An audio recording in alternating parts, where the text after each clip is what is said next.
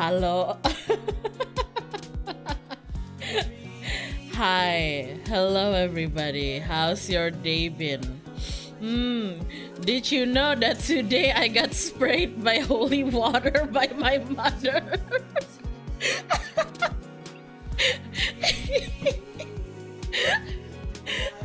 Oh my god. Afternoon, everybody. Halo semuanya. Selamat siang. Tahukah kalian kalau hari ini saya disiram air suci sama nyokap saya?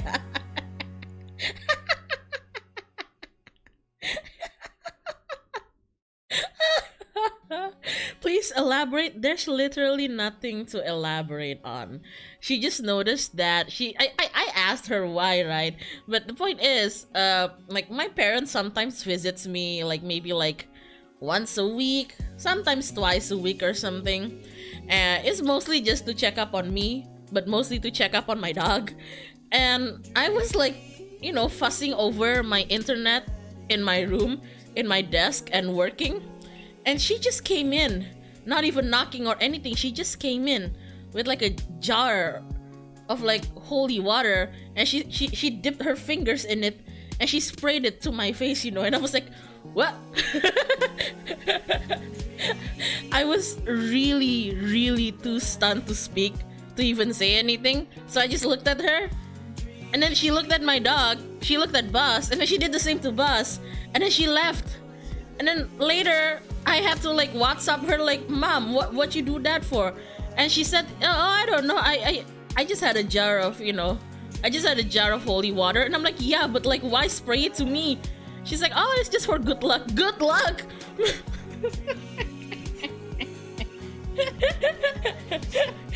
Good luck.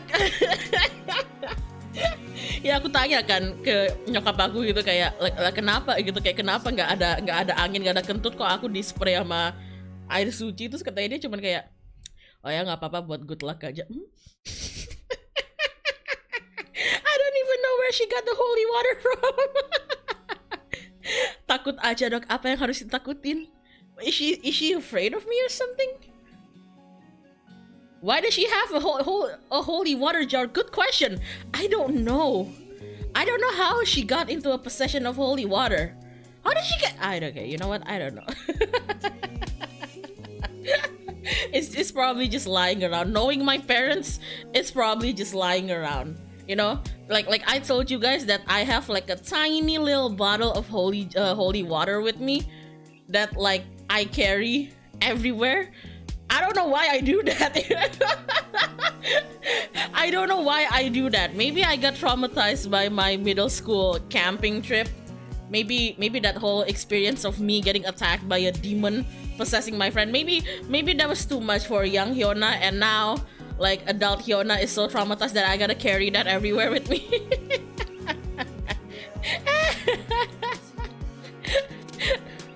Yeah, exactly. How do I know it's not just pickle water, right?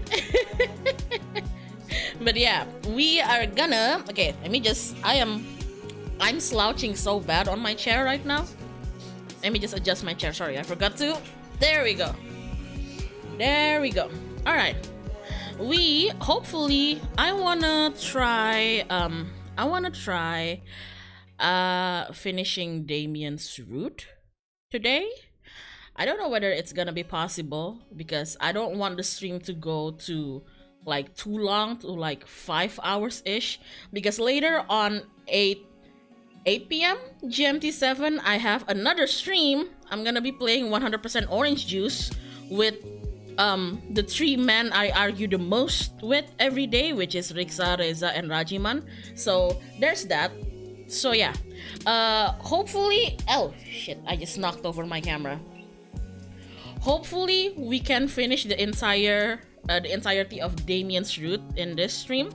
If not, then I'll find a good place to cut it, and then we'll have like a final stream for his route. Let's cross our fingers. Let's load. Welcome. You've got dads. Why did kenapa kok aku mau ya dia jamain 100% orange juice sama mereka bertiga? I love the thumbnail for orange juice, by the way. You have Riksa to thank for that. he told us like, guys, I'm making a thumbnail, like, want me to make yours? And I'm like, oh, is it chaotic? Because I want the thumbnail to be chaotic. And then he sent me like one of the finished one, and I'm like, okay, yeah. Okay, yeah. Oh my god. Okay, so there's nothing that I can chat with Amanda here. Okay. And Craig, nothing with Craig for now. Okay. Let's go with Damien again. Actually, I don't even know what Damien does for a living. I don't know what Robert does for a living. Joseph is a youth pastor, and Matt runs the coffee shop. Craig, I don't know what Craig does. Craig does something. I don't know what Brian does. Holy shit, I don't know like what half of these dads do for a living. I don't know. Do you get paid to be a vampire? Is there like a Victorian society that's paying him for like, I don't know, for like preserving their culture or something? Oh my god. All right, let's message him.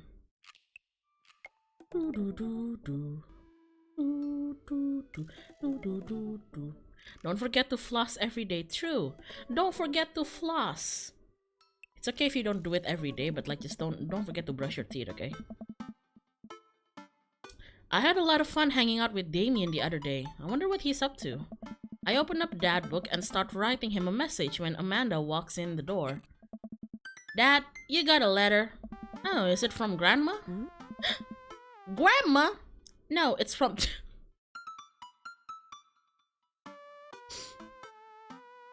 Did this guy just send me a letter? Did this guy just send me a letter? Like an actual physical letter? We're neighbors.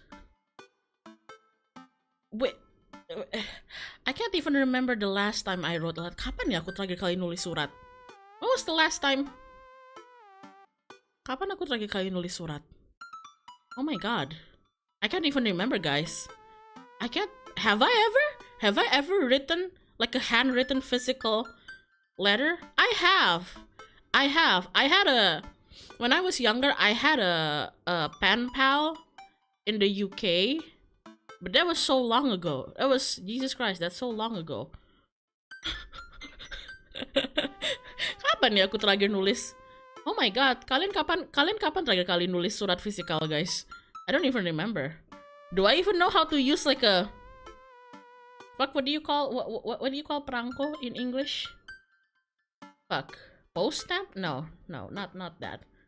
Not that. Perangko tuh bahasa Inggrisnya apa sih? I am so stupid right now. I'm sorry. This hour right after I've had lunch and like maybe one sip of boba. I'm so stupid. Stamp. There you go. Oh my god. What? Do I even know how to use a stamp? I don't. Emangnya aku tahu ya cara pakai perangko gimana? I don't. Oh my god. I remember writing letters. Yeah. Emails? I write emails all the time. Letters? Not even to my grandparents. Oh my god. Whoa, can I see it? Amanda hands me a piece of old parchment folded into an envelope and sealed with purple wax. Is this shit Hogwarts or something? Damn, the dude goes all out. You know what? It's kinda cute. I pry off the seal and unfold the letter. In the most beautiful calligraphy, the letter reads, Dearest Bambang, I hope you'll find my continued correspondence endearing rather than trying. One can only hope that my use of the slower, more traditional form of communication will showcase my sincere and earnest sentiment that I greatly enjoyed our time together. I write this hastily under the warm embrace of excitement, fearful that I may misstep and speak towards something unwelcome. For now, I hope that you might forgive my boldness. I will simply say that your company has greatly occupied my thoughts. While the afternoon may have been derailed by forces unforeseen, your companionship helped a great deal, not only in the discipline of my child, but in the morale of my spirit, and for that I thank you. That said, Bambang, if you'll allow me, it would mean the world to me if I could enjoy more of your time.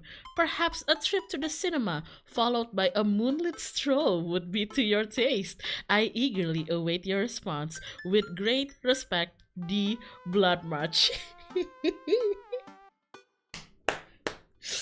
Oh, this guy's so cute.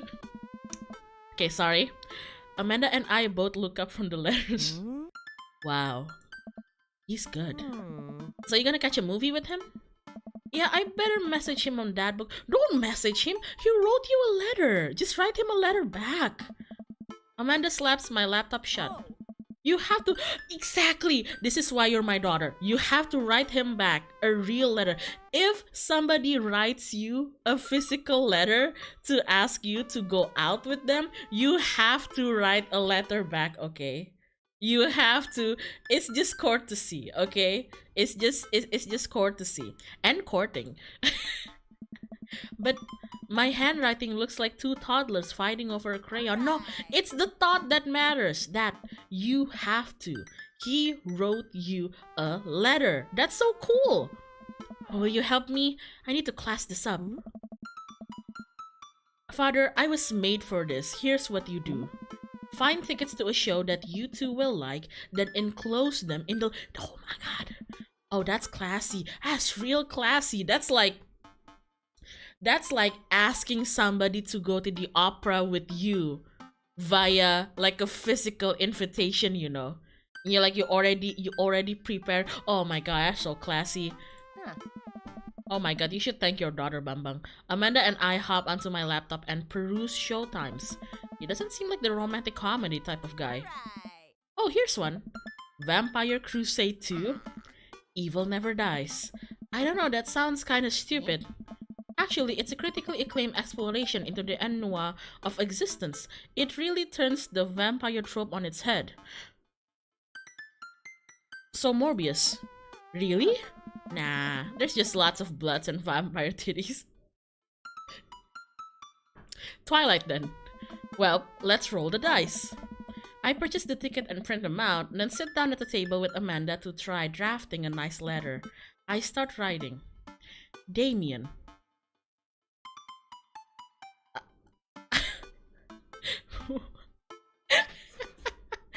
I do hope that this letter finds you in good health.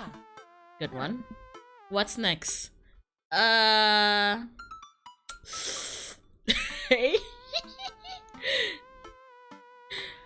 must confess of my amateur control of the written word. Jeez, Dad, have some faith in yourself. Okay, we're trucking along. Let him know how you're feeling.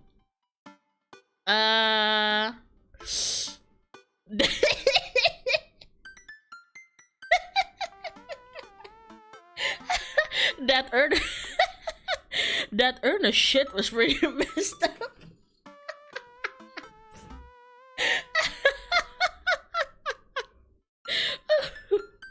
Oh, let's just pick this one. You find me in good spirits, for I felt very much the same after our last encounter. Nice, nice. Ask him to hang out already. True art takes time, Amanda.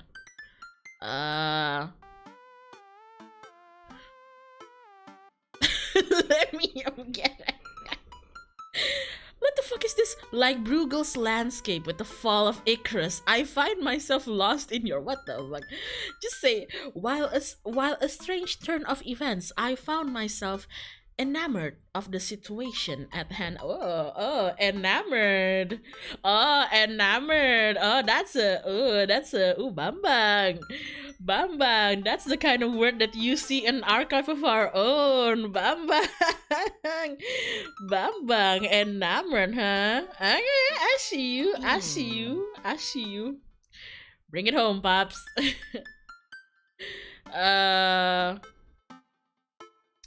Apa ya? accompanying me to the no, not accompanying. Say you would like to escort them. It would bring me great pleasure to escort you to the there you go. There you go. Smooth, goddamn. Goddamn if I don't know my period romance shit. Smooth, calling it the cinema is a classy move. Hey girl, I read Pride and Prejudice. It's okay. Enclosed, you'll find 2 tickets to Vampire Crusade 2, Evil Never Dies, which I'm sure you will find both titillating and enjoyable. Hard taps. Namaste! Oh my god, you know what? Namaste. And then I sign my name, my full name, fancier that way. Titillating Bambang Elatiora. Is this okay? Amanda reads over my sloppy handwriting. Oh god, your handwriting. Oh god. Aren't you gonna tell him the time? You spelled his name wrong. What? Nah, just trying to keep you on your... Oh god. Now all you have to do is seal it and put it in his mailbox. Alright, you can just give him... You can just drop the letter on your own. I'm so stupid. I thought that Damien I thought Damien wrote the letter, put it in an envelope, went to the post office, and then asked the post office to send it to us, and I was about to call him an idiot because we're neighbors. It turns out I'm the idiot.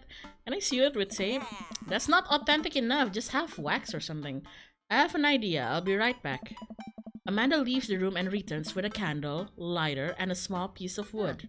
You gotta have a wax seal. She lights the candle, which starts to burn down and form a pool of melted wax. What's that other thing? Amanda pours some of the wax onto the folded letter and expertly presses the small piece of wood into it. She lets it dry for a second and pulls the wood away, revealing... Here it is, your sigil. A little kitten with a bow on its head. Scrapbooking stuff. So I was about to say, the only people I've seen nowadays using wax seals are people who are into like journaling and scrapbooking. You know those like journaling or scrapbooking ASMRs on YouTube? I've seen those a lot. They're the only people I know who still uses wax seals nowadays. Well, I guess all there is to do is to deliver it to his doorstep now, huh? Oh, I thought we were getting a carrier pigeon to do it. I already called my guy. I have a pigeon guy. Marcus has the good pigeon. You get your pigeons from Anthony, they're no good. I don't want to know if any of this is true. I head outside and walk over to Damien's house. I slip the letter into the slot in his door and go back home. Mission accomplished? Now, we play the waiting game. Oh, please say yes. Please say yes. The night finally rolls around where I'm supposed to meet with Damien. The next day, he had left another beautifully crafted letter, thanking me for mine and agreeing to the evening. Amanda helps me pick out a nice outfit, and I show up to the theater a little bit early. It's a chilly night, and the theater is kinda crowded, but it's still nice. How do you do?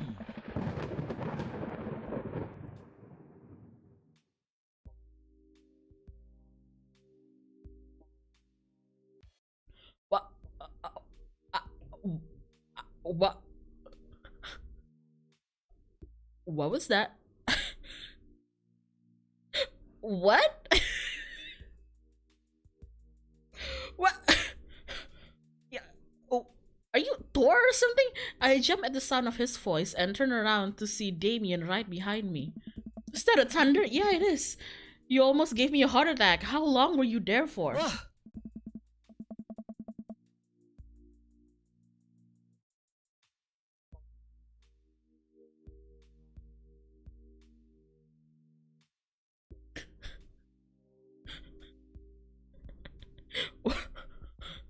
Damien, please, can you not just like start screaming out of nowhere? All I said is just you scared me. What happened? I don't know if you guys heard that, but he just kind of screamed. Not really screamed. He made like a huh, noise. It was kind of loud for me. Oh my god. I don't know. I just walked up. My apologies for frightening you. Was that thunder? Is it gonna rain soon? I didn't hear anything. What? Ha! There it is again! What is it? What? Regardless, the hour grows close. Shall we take our seats in the cinema? I must thank you again for purchasing our tickets. Please, allow me to repay the deed in Sour Patch Kids, or perhaps Milk Duds. Milk Duds! Let's do it. We get in line to buy snacks. As we're waiting, I hear a familiar voice behind us. Man, but cinema snacks are so expensive. Cinema foods are so expensive. Are you sure we can't don't do this, kids? But like, are you sure we can't like sneak some, like sneak some candies in our pockets? Maybe like, maybe like hide a potato chip, like a bag of potato chip or two behind Damien's cape, We get in line to buy snacks. As we're waiting, I hear a familiar voice behind us. My dad's here. Oh, it's the kid! Yeah, go to the supermarket and then sneak those in, I know. That's why we always bring a handbag. See, here's the thing, chat. My friends always call me like the bag woman because I'm always the one who brings like the big bag everywhere, but they don't get it. I always bring the big bag because I'm prepared. Okay, I got like, they're gonna thank me, and they always do. Like, if somebody gets sick or like they trip and they scrape their knee or something, I'm always the one with the medical kit. If somebody's dehydrated, I'm always the one with the water. If somebody spilled something, I'm always the one with the tissue and wet wipes. It's always me, and they like to make fun of me, but then they'll rejoice when I bring my big ass bag to the cinema, because then everybody starts piling their hidden snacks to my bag. Point is, if your friend brings a big bag everywhere, be nice to them, okay? Be nice to them. What the hell is your kid doing here? I turn around to find Lucian standing a few feet behind us with a gaggle of other god kids. Lucian, how nice to see you. I didn't know you were coming to the theater. I'm glad to see you spending some quality time with your friends. Whatever, Dad. And what movie will you be attending tonight? My friends are making me see some kids' movie about talking animals. I don't really care about it. Oh. Well, I do hope you enjoy your evening. We'll be watching Vampire Crusade 2, Evil Never Dies. What? You? Watching Dad? Yeah, I thought Damien would enjoy it. Huh. Ha! Good luck with that, Dad. Lucian rejoins his friends and I look over to Damien. Good luck with what?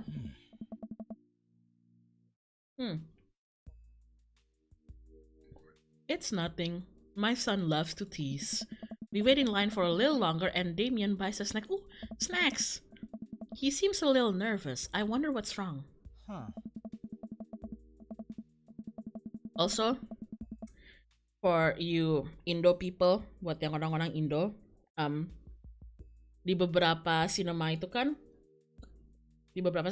tuh bisa minta extra butter kan buat di popcornnya. So, in some like cinema franchises in Indo, you can ask for extra butter on your popcorn, but I didn't know that it's not a thing everywhere. So I'm used to going to this one specific cinema franchise in Indo, right? And sometimes me and my friend would always ask for like extra butter on our popcorn. And then one day I went to watch a movie in like the other franchise, the other cinema franchise. which, you know, it's pretty well known that they have like some sort of this rivalry thingy with the other franchise. And I just blurted out asking if I could get extra butter on my popcorn. And the clerk just straight up told me like, "Oh no, no, we don't have extra butter. We're not." And then she says the other cinema's place, and I'm like, "Oh, oh shit, you went there. I see." Fucking hell, you. Oh, I see. You went there. I wasn't even gonna. Okay, lady. I wasn't even okay. God damn it. All right.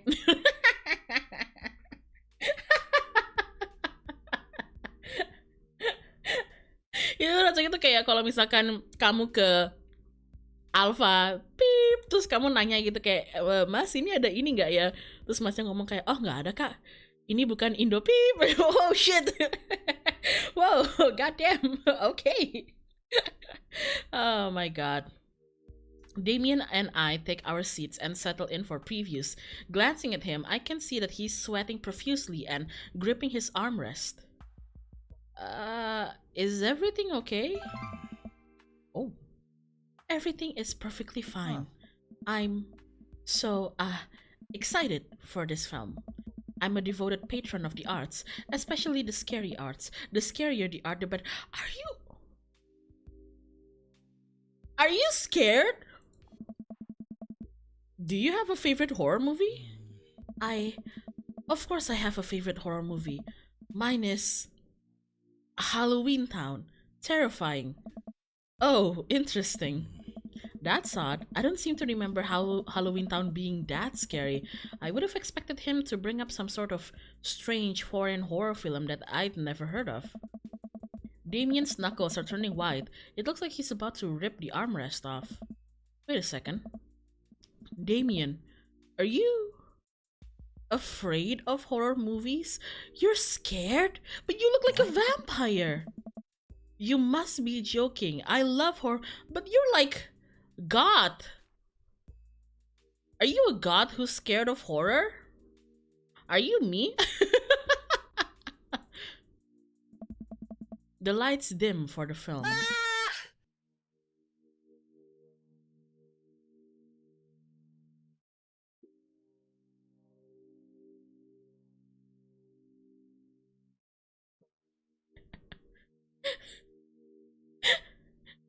Damien screams, "Is he okay?"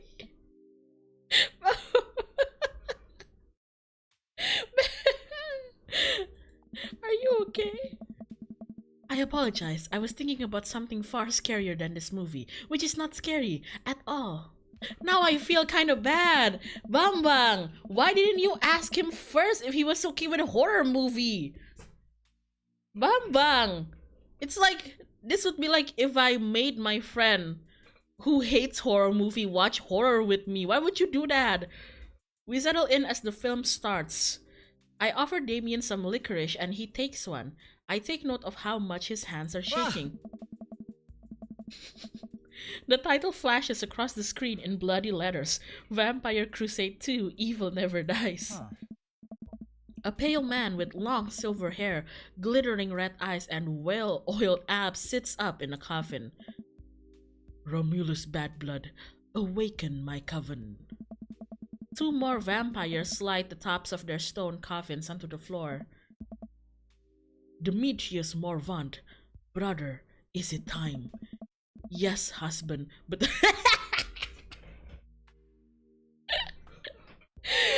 yes, husband, but also mortal enemy. It is time. The three look at each other and then to the camera. For the Vampire Crusade. This rules. The trio of vampire flies off into the night as foreboding organ music plays in the distance. I somehow get lost in the movie. As dumb as it sounded, it's actually a pretty fun flick. We get to a tense moment of the movie where Romulus Trueblood sits at a truce meeting between the general of the human army, whose wife Romulus has fallen in love with. Romulus, it is good to finally meet you. General, I agree. It's good to finally blood you. Romulus leaps out and slashes the general's throat. Blood splatters over everything, including the camera. Ah! Damien screams again, reflexively grasping my hand. Oh. Oh.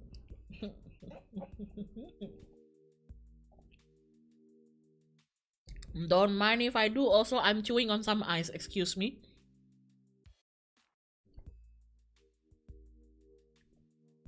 Don't mind if I do. Gini nih orang-orang pacaran di apa tempat nonton. Suka gitu kan kalian? Hah? Suka gitu kan kalian? Datang ke sinema yang nama sinemanya pakai angka, terus ke mbaknya terus kayak ih mbak, halo selamat datang di ini, mau nonton apa? Iya mbak, mau nonton film ini. Oh iya mas, tiketnya 2 orang. Iya 2 orang. Mau duduk di mana mas? Ih, mau di pojokan dong mbak, gitu kan? Hah? Gitu ya? God damn it. I immediately blush, forgetting about any vampires or blood or vampiric blood. What? Oh, I'm terribly sorry. Damien retracts his hand and places it back in his lap. Huh. I was writing a novel in my head about blood magic and I got to an extremely scary section. Damien goes back to quietly stressing out over the movie. It's kind of cute that he won't admit that he's afraid of it. I wish he would hold my hand and go, oh, Bamba. Bamba. Maybe I could do something to try to make him feel more comfortable. I've got it. I'll do what all dads do best, talk during the movie. How about tell a dad joke? Make him... Oh. Where does a dog go when it loses its tail? What? Where? To the retail store. I yelled that last bit a little too loud for a crowded movie theater, but I can see a smile form on Damien's face. Oh. Good one, Bambang. Oh. The rest of the movie goes by relatively smoothly, with only a few whimpers from Damien. Maybe he would have liked the romantic comedy better. We get to the final scene of the movie, where Romulus Badblood and the general's wife embrace each other in his crypt. It appears that the true vampire crusade was the vampire crusade in our hearts.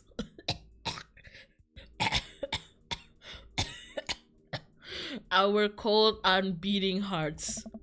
Romulus and the general's wife begin making out hard. What? The film fades to black and the end appears on the screen.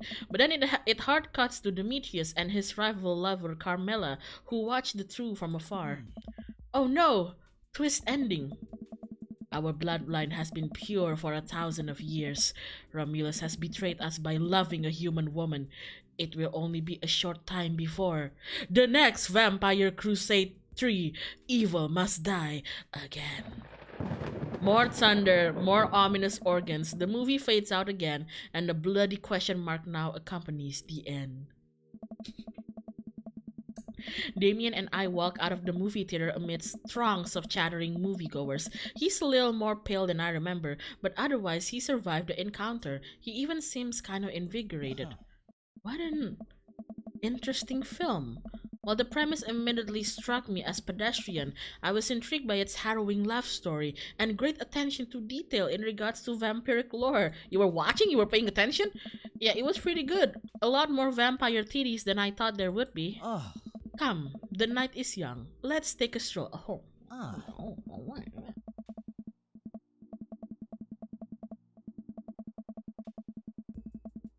Damien is making a point of not telling me where he's taking me. Still, I'm enjoying the walk and the cool night air. Being alone here with Damien is a lot better than being in a crowded theater. Lovely night, isn't it? As lovely as the company, yes. You mean me? You mean me? He thinks I'm lovely. Damn. Okay, here comes the smooth response. Thanks. Oh! No problem. Hmm. Crushed it. We both stand there feeling a little awkward. I sure am one smooth operator. Actually, it's something that I've learned to do as I grew up. Um, you know that thing when somebody compliments you and you don't really know how to process that, so you end up like deflecting the compliment. Like if somebody told me like, "Oh, Hyona, you're so pretty," and I don't know how to like process that, so my natural reaction used to be just deflecting it, just like oh, what, no, no, I'm not, like, you're pretty, like, oh, I'm not pretty, but I don't know, as I grew up, I kind of learned to just say thank you, you know if somebody compliments me, and even if I don't think the compliment is true, or even if like I don't know how to respond to it, I've kind of like automatically just say thank you nowadays. I feel like, I don't know, it sounds better for me. I don't know if it's the same for other people. It just sounds better to me. We both stand there feeling a little awkward. I sure am one smooth operator. Are you getting a little hungry? We could maybe stop off and grab something to eat. Oh, yes. Worry not, friend. I've a plan. We turn the corner and are greeted by the gates of a cemetery. What? Oh no, he's gonna kill me. Are we going in there? Hmm. A little bit of Victorian flavor, Bambang. Trust me. Hmm. He's gonna fucking kill me. I'm a bit nervous, but Damien hasn't lead me wrong yet. I follow his lead as we walk into the cemetery. Statues of angels stare down at us as we follow a path through the faded tombstones. As we crest a small hill, we get a beautiful view of the city. The night lights sparkle around us. Gotta hand it to him. For being in a cemetery, this is strangely romantic.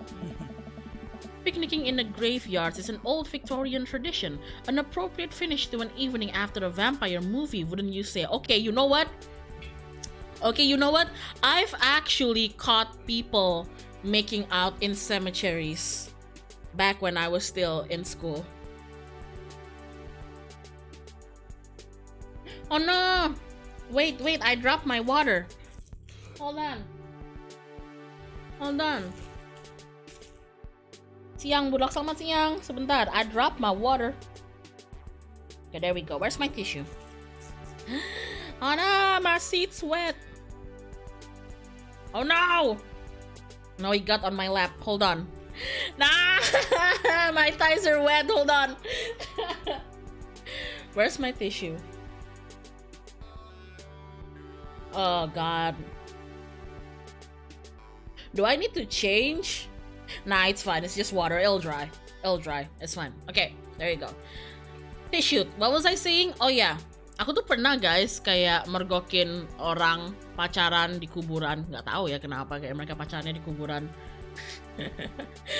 I don't know why they were making out in the cemetery, but I caught like a couple like making out in the cemetery before. It was really funny. It was really, really funny, I didn't even say anything. Like I was there with a flashlight and I heard something, so I showed so I like directed my flashlight to them, and there they were, just like a guy and a girl making out in somebody's like in a dead person's tombstone, and I was like, huh? And they're like, siang bolong apa malam-malam? It was night, okay? Oh my god.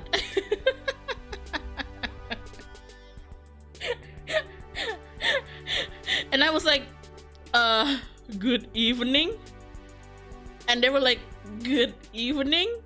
And I was like, what are you two doing? And then they asked me like, what are you doing? And I'm like, and then I just left. Oh my god. And then I just left. People say they make out there because there's no people around the cemetery. How do you know there's nobody in the cemetery? Why are you in the cemetery in the first place? Anyway.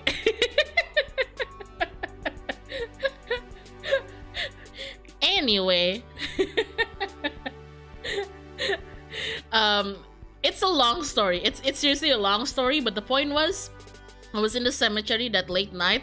I was helping out a friend. I know it sounds weird. I know it sounds like we just murdered somebody. We didn't, okay? We didn't. We don't. I've never murdered anybody in my life, I swear to God. But I was helping them out with something. So yeah, that was that. I know it sounds weird. Just trust me on this one. We weren't doing anything sus. With a flourish, Damien produces a blanket and a picnic. Wait, where were you hiding that? Under my cloak? Oh, right. Damien unfolds the blanket and we both sit.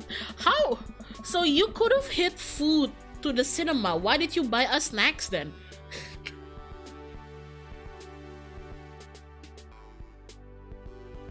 Damien unfolds the blanket and we both sit down, gazing out at the city lights. He produces a bottle of red wine and a fine selection of cheeses.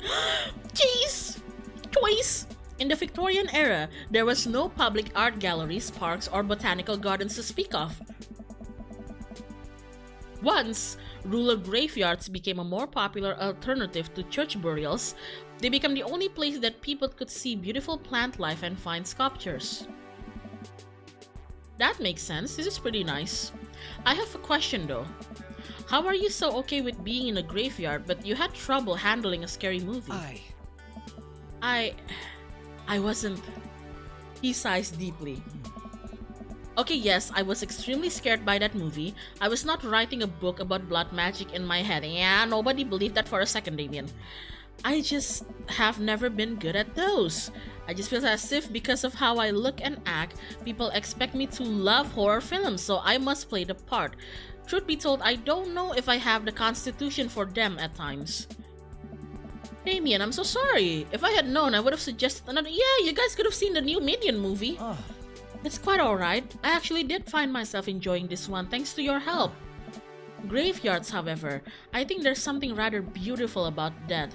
Cemeteries are traditionally built away from cities, away from the realm of the living, and it keeps us rather separated from it. Okay, I'm gonna level with you guys, okay? I don't know if this is a hot take or something, but I've been in graveyards in Indonesia, and I've been in graveyards like overseas.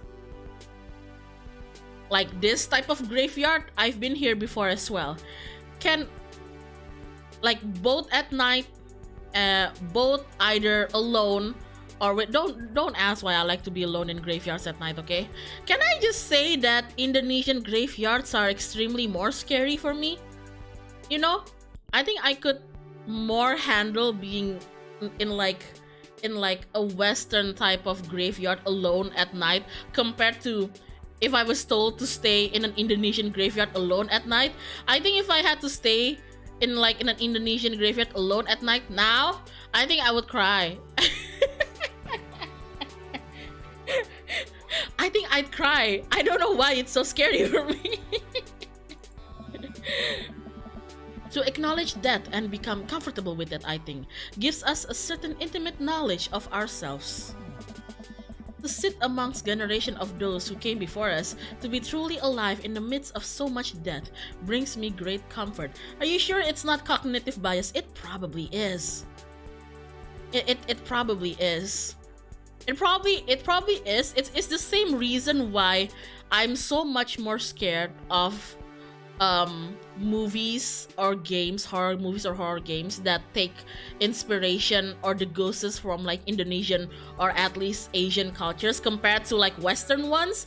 Maybe because it hits home.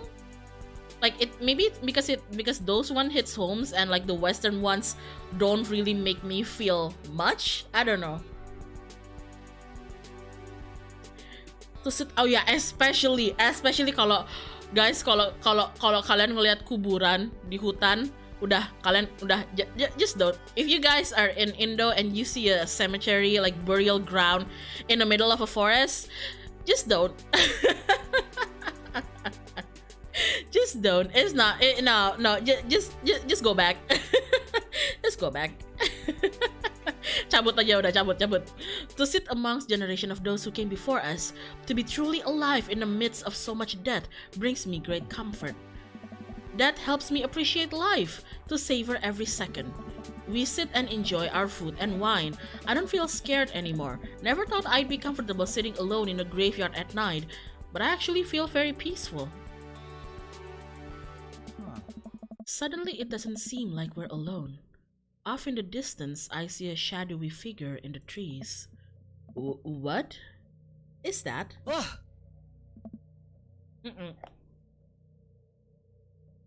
How much are you willing to bet it's probably Robert?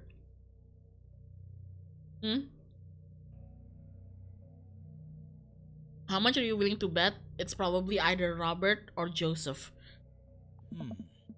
It noticed us.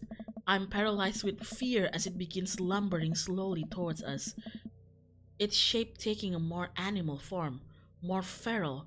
I look to Damien for help, but he's just as afraid and transfixed as I am. I want to scream, but it's stuck in my throat. The creature is getting closer, moving faster. Woof! Oh. It's a dog. As it finally comes into the light, the friendliest— oh my god, look at you! The friendliest, dumbest little Boston Terrier I've ever seen pulls its owners towards us. The dog trots over to Damien and sniffs at his hands.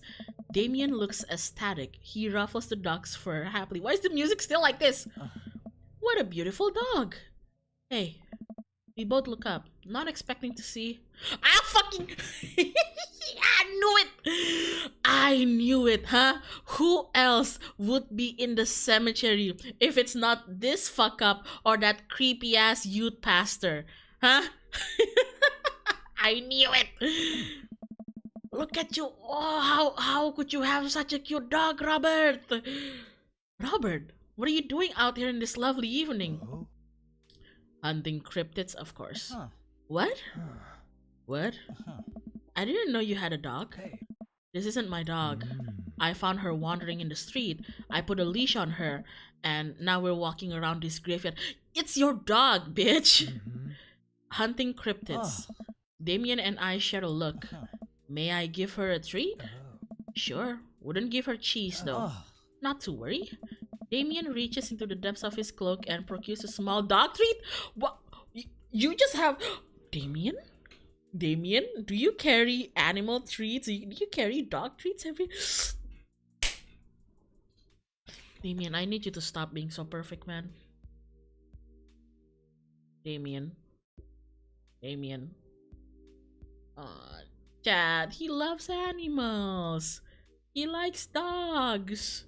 I can't. The dog laps off the treat and crunches away, tail wagging furiously. Damien continues to smooth down her fur. Thanks. My absolute pleasure. Damien shakes the dog's paw. Lovely to meet you, my friend. May our paths cross again. Robert and his dog disappears into the darkness again. Damien stares after them. I didn't know you liked dogs. Victorians love dogs, actually. Most Victorian women of high fashion would always be accompanied by a small dog such as a terrier or a Maltese. Well, I guess I'm not fashionable because look at the size of my fucking dog. Can you believe that boss used to fit in my— Can you believe that I used to be able to pick boss up? Huh? You believe that? You believe that I used to be able to pick him up with one hand. He used to be so small. Look at him now. He's almost the same size as me. I think big dogs are nice too. You better. Yeah, man, dogs are cool. I do believe we've had enough excitement for one night. What say we make our way home? Damien hops to his feet and extends a hand to help me up. I gladly take it as my knees aren't what they used to be. He packs up his picnic basket and leads it out into the graveyard. As we begin to walk home, I take one last look at the cemetery. It really is beautiful. Like a proper gentleman, Damien walks me to my doorstep. Thank you ever so kindly for your company tonight. Damien, it was my pleasure. Bambang, If you'll allow me, it would bring me great joy to offer you a token of my Damien reaches into his cloak and pulls out a folded monogrammed handkerchief. He presses it into my hand. Wow, thank you. Are you giving me a handkerchief? I will use this to dry my tears for those I've lost. And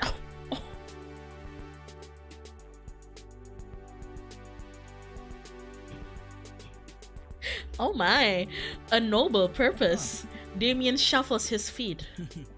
I just want to say that it's rare to find someone like you. Someone who's open to my eccentricities. Are you saying I'm not like other bumbucks? Are you Damien, are you saying I'm not like other bumbugs? Oh my. It's nice to feel so accepted. Thank you. Damien gives my hand a quick squeeze. Squeeze back, Bang Bang. Damien blushes and hastily retracts. No! Bang Bang! I must take my leave. Good night. He's so freaking cute! Damien, why are you so cute? God damn it. Oh my god. Oh, be still my heart. Oh my god. Why is he so cute? Before I can say anything else, he's gone. Huh. I unlock the door and step inside. Like a whirlwind, Amanda runs from the window and plops down on the couch, trying to look. Were you watching, Amanda? Huh. Hey, Dad, what's up? Were you watching me from the window? Huh. No, I was just... Okay, yes. How was the movie? Lots of vampire titties. Told you. But, as it turns out, Damien is Wait. Amanda doesn't need to know that. I'll keep it between me and Damien. Scary cool. Yep, he's so cool it's scary. Nice save, Bambang. Did you know that graveyards used to be a place to throw parties? Huh. I think I'm misremembering. Amanda, did you know that today your father caught 2 teens making out in the graveyard? Was it you?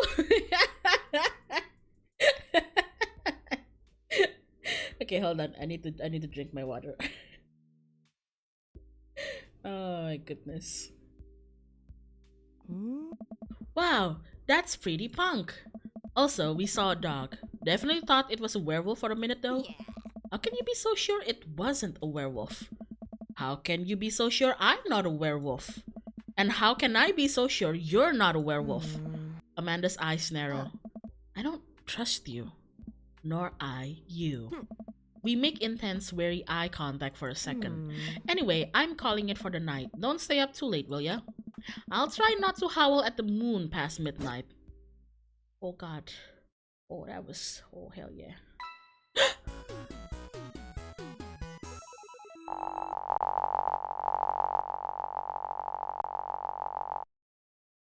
I'm sensing a romance between us. A chemical romance. What? That's a band? He said it! He said the thing!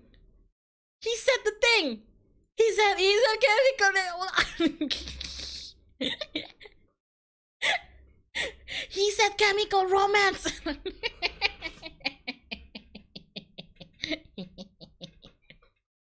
Long ago, do do do do do do do do do do do. We are so far from you. Well, it's been a long day. I'm just about ready to pack it in. After a few bites of ice cream from the freezer, I turn off all the lights and walk down the hall to my room. I wonder if Amanda's still awake. That kid needs some sleep. As I pass her room, I can hear a faint sound, but can't quite make out what it is. I get a little closer. Is she crying? Oh no, baby! I knock gently on the door. Amanda? The crying immediately stops. Not right now. Her voice sounds strained. She sniffles. I need to make sure she's okay. I open the door. Oh no! Oh no, baby, what's wrong? What's wrong, sweetie?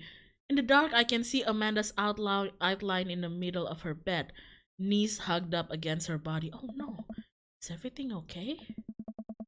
I don't want to talk about it. Okay, oh. Ooh, this is hard. Oh God.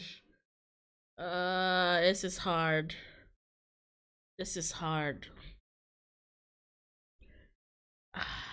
Did something happen? Did something happen? No, nothing happened. Go away.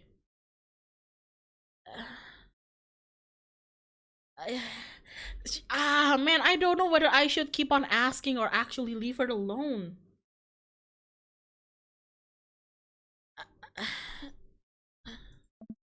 Amanda, get out! Okay, okay. I quickly leave her room and shut the door behind me. Once the door closes, I can hear her crying again. Oh no! Wow. What has her so upset?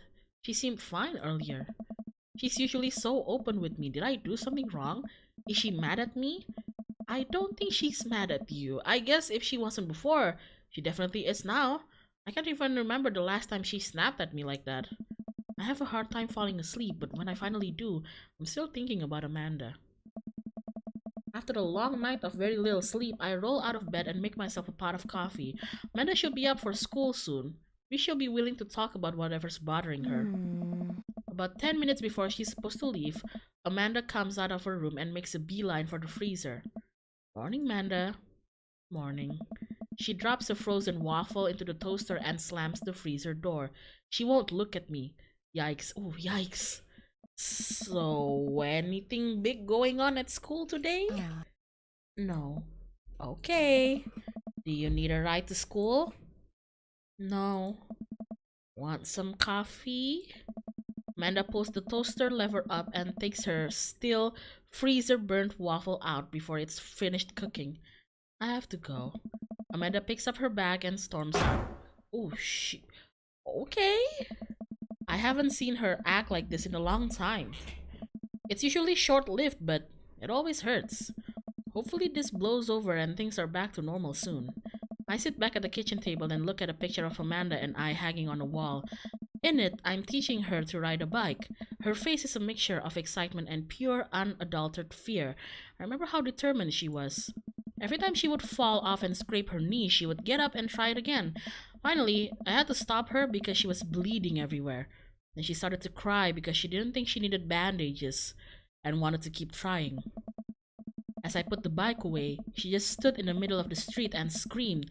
Then I took her for ice cream and it was like nothing even happened. After giving it a bit of thought, I decided that if I force her to talk about it, I'm only going to make things worse. But I have an idea. You're gonna take her out for ice cream? I start rummaging around for ingredients. Oh? Oh? You're gonna make her ice cream? I hear Amanda walk in the door.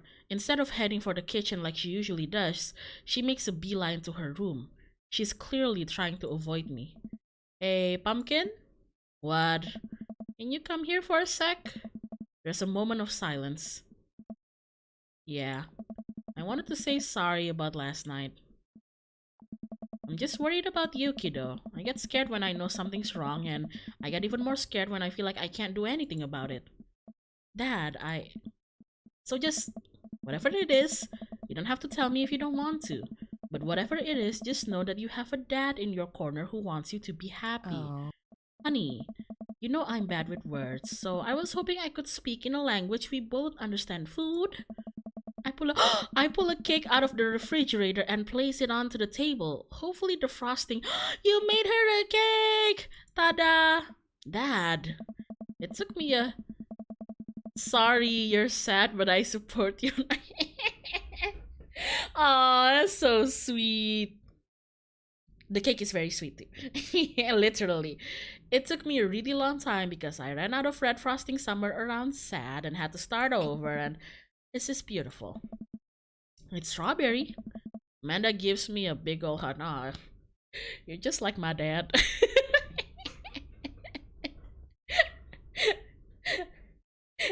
You're just like my dad. When I was younger, when I was like, let's say in my teenage years, and I was being like a difficult edgy brat, I'd get into like arguments and fights with my father sometimes, and neither of us were like good at just plain out saying sorry.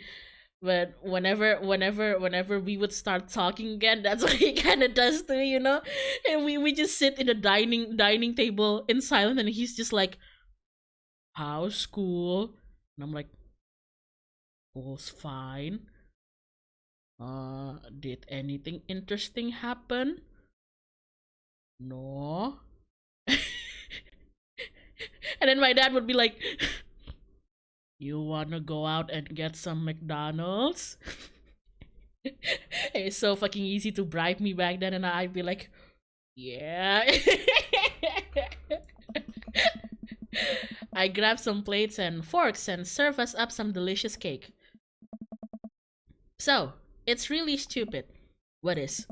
This whole thing. I know I've been really weird lately, and there's just, I don't even know how to explain it. I feel like I might have to make you a chart. I'm listening. You want me to take notes? I guess I should start from the top. So, you know how Emma R's going to that fancy art school in California, right? Emma R. Ah, shit, which one was Emma R? Guys, which one is Emma R? I know there's Emma R and there's Emma P. There's the best friend and there's the other one. The one who puked in Death God and Beyond is her. It's Amanda. Bambang, please. Which one is Emma R? Emma R? Emma P is her best friend, right? Wait, is it? I think no. I think Emma R is the best friend, I think. Oh, I am such a great father. I am such a great father. I just went by my guts because I think if she's gonna be upset about Emma R going to a fancy art school, might be because it's her best friend. They're kind of moving away from each other. Because that's what I felt when me and my best friend had to move away from each other in high school. Anyways, ever since she got the acceptance letter, I've been feeling like she's drifting away, you know. And she's been spending a lot more time with Grace and Emma P. I just thought it was all in my head for a while, but then I found out from Rosie M that both of the Emmas, Grace and Noah, all went to a party at Mackenzie F's on the same night. They all told me they were busy studying for the calculus AB. Oh no. Oh, that sucks. Oh, that sucks. Yikes. Oh. So, another important piece of information is, you like Noah, don't you? Ah, I knew it! I knew it! Oh, I know my daughter, okay? I know my kids. I know my daughter, okay? You like Noah. I fucking knew it from the first time you mentioned him. Oh my god. I have a crush on Noah, and that's a thing. What? Whoa, I had no idea. I definitely didn't know that. Okay. You're a bad liar. So are you. I learned from the worst. Anyway, so the only person I told about the crush was Emma R, and she promised not to tell anybody. I didn't confront them about the party thing because I didn't want to start drama, so I just kept quiet and keep going about my business. Good. Amanda sighs. And then one day, I invite everybody out to get nachos at the mall, and after not texting me back for like 2 hours, even though none of them ever put their phones down for more than 60 seconds, they all say they're busy, like simultaneously. So I tell them, never mind, I'll just eat nachos at home, right? But we were out of chips and I really, really wanted nachos. Totally understandable. Dad. So I go to the mall anyway. I get to the food court, and who do I see there but Grace, Emma P, Emma R, and Noah, all hanging out together and eating nachos without me. Ah, baby. Ah, sweetie. Fuck, I've been here. This shit stinks, man. What? It gets better. I'm standing by the escalators watching them, and I realize that Noah has his arm around Emma R, which is kind of weird, right? But then they kiss. No. Yes, I know. So I storm over there and I'm like, hey. And Grace drops a nacho on her shirt because of course she does, and Emma R just like glares at me. Grace. Grace. Nothing is coming up. I don't know who that is. I don't think she's ever mentioned Grace before. Grace is the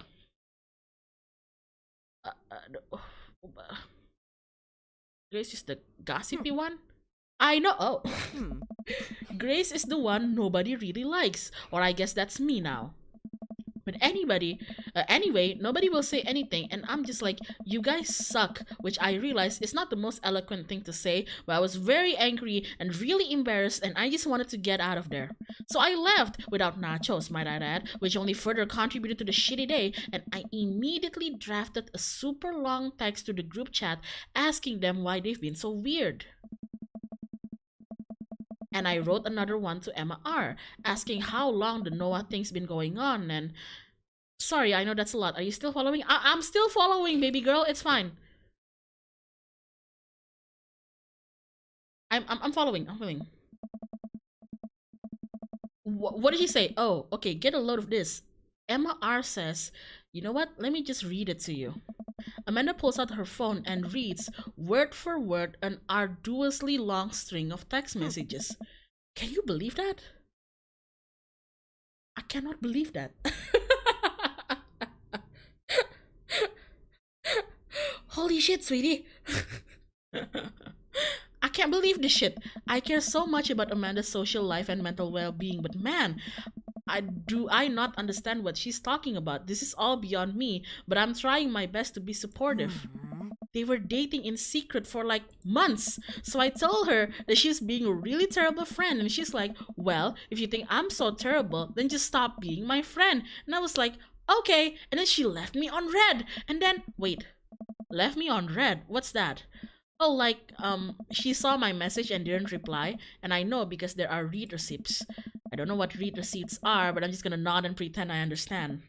Hi, Hyona. Hello. Gotcha. So while this is all happening, I'm talking to Emma P about how mad I am because she's at least being kind of reasonable, and I'm venting to her about how pissed I am at everybody and stuff.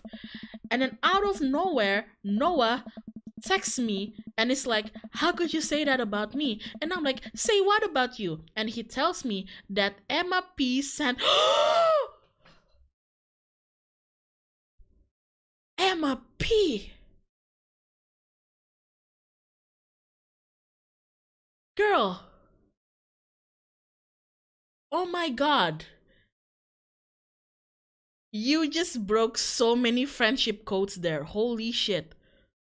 That's so rude. Holy shit. Wow. Wow. Wow. Why are all the Emmas trash like this? He tells me that Emma P sent screenshots of everything I told her to the group chat that I got kicked out of. Alright, I think you lost me at screenshots, but that definitely sounds bad. There's so much more, but honestly, it's all just really stupid teenager stuff. The bottom line is that everybody dropped me, half of my grade hates me, and now I have no friends. Oh, girl, I've been there. Amanda, I'm so sorry. I almost expected it from everybody else, but Emma R's been there since Dad died. I can't believe she would just stab me in the back like that. I'm not even that mad that she's dating Noah. I'm just upset that she lied to me about it for so long. Amanda stabs at the remnants of her cake. Okay, I take it back. I'm kinda mad she's dating Noah. Like, what did I do wrong? Why did everyone just suddenly decide I'm not cool anymore? Why wasn't I enough? I don't understand. And as mad as I am at everybody, like, I miss them, Dad. Amanda looks so dejected, I almost can't take it. What could I possibly say to help? Oh no. Sometimes, sometimes, sometimes it's good to be honest to your kid and tell them if you don't really know what you can do to help. Like, you don't really have like something good to say about it, you know? Sometimes a kid can just appreciate the fact that you're listening to them. Anyways, that's it. That's the whole sordid tale. Thanks for listening.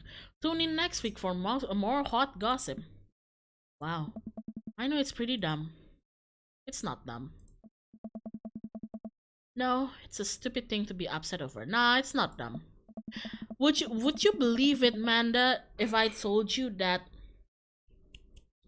would you believe me if I told you, Amanda, that this thing still happens even in like adult friendship group, you know?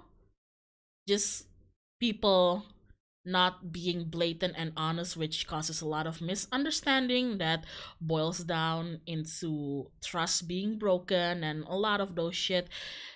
Yeah, you think it only happens with teenagers, but it happens with adults too. Amanda, your feelings are real. Don't ever be mad at yourself for having feelings. I guess. Unless you've secretly been a robot who's been approximating human feelings this whole time. Through that talk, yeah, even now as an adult, I'm not friends with these people anymore for good reason.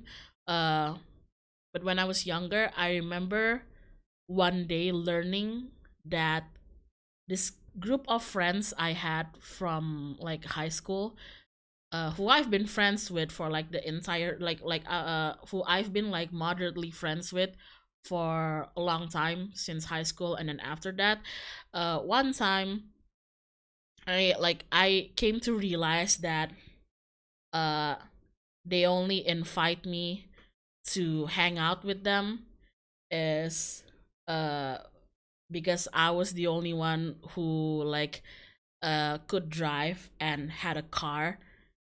And not only that I don't know why they would assume that I would just pay for everything that they'd spend on every time we hang out, you know. I honestly thought that I was being invited because, you know, it's just we're friends, we're hanging out, but turns out that was the thing. And youch, I know, youch, right? So when that happens, I was like, well, you guys can just take the public transportation from now on, you know?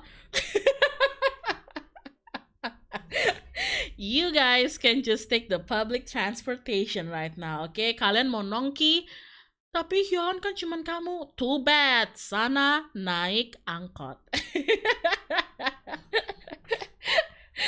Look, usually in friendship groups, there's always that one designated driver.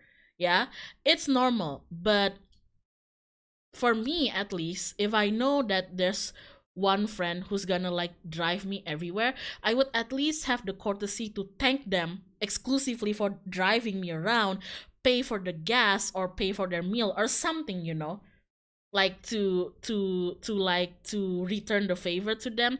But they never did anything like that. They never even like offered to pay for the gas or anything. So yeah, it was pretty shit. So I kind of understand where Amanda's hanging at, like coming from. And then one day, because I refuse to drive them around one time, they just decide that Hyona's a bitch, and then we never hang out anymore. So yeah. Oh my god. Unless you've secretly been a robot who's been approximating human feelings this whole time? That if I was a robot, I would have transformed into a monster truck all a long time ago. But seriously, I know you probably don't want advice, but I feel like it's my duty as a dad to bestow upon you a few nuggets of fatherly wisdom.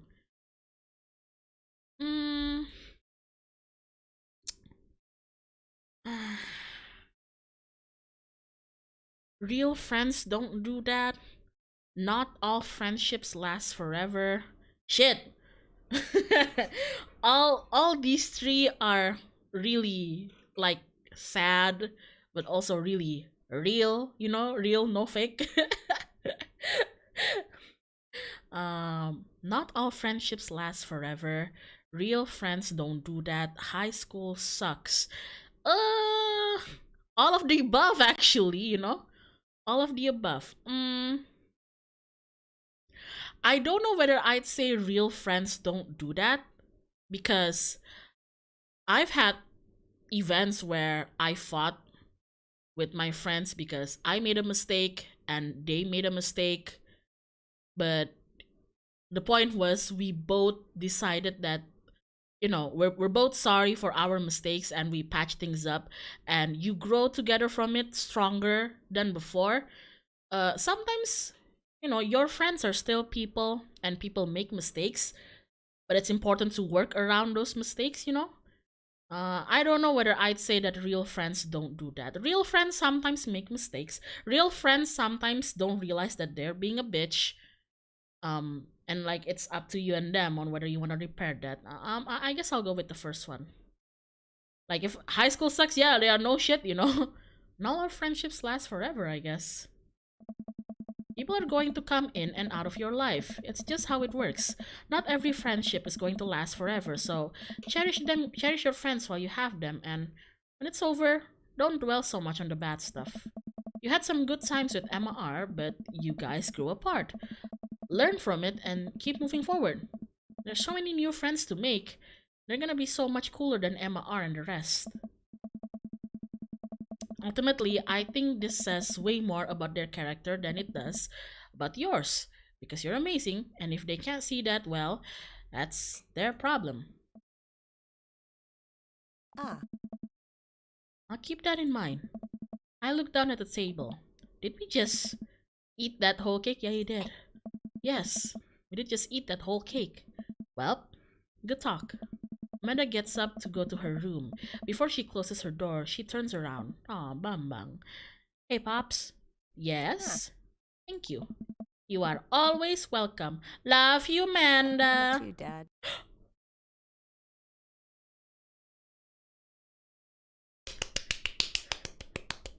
There's a voice line! Ada voice line-nya! There's a voice line! Ah, Manda Panda. Welcome. You've got dads. Oh shit. Hey Bambang, what are your feelings about poker? I'm bad at it, bro. Beyond hardly knowing her. Poker? I hardly. Oh no! It's Yumino.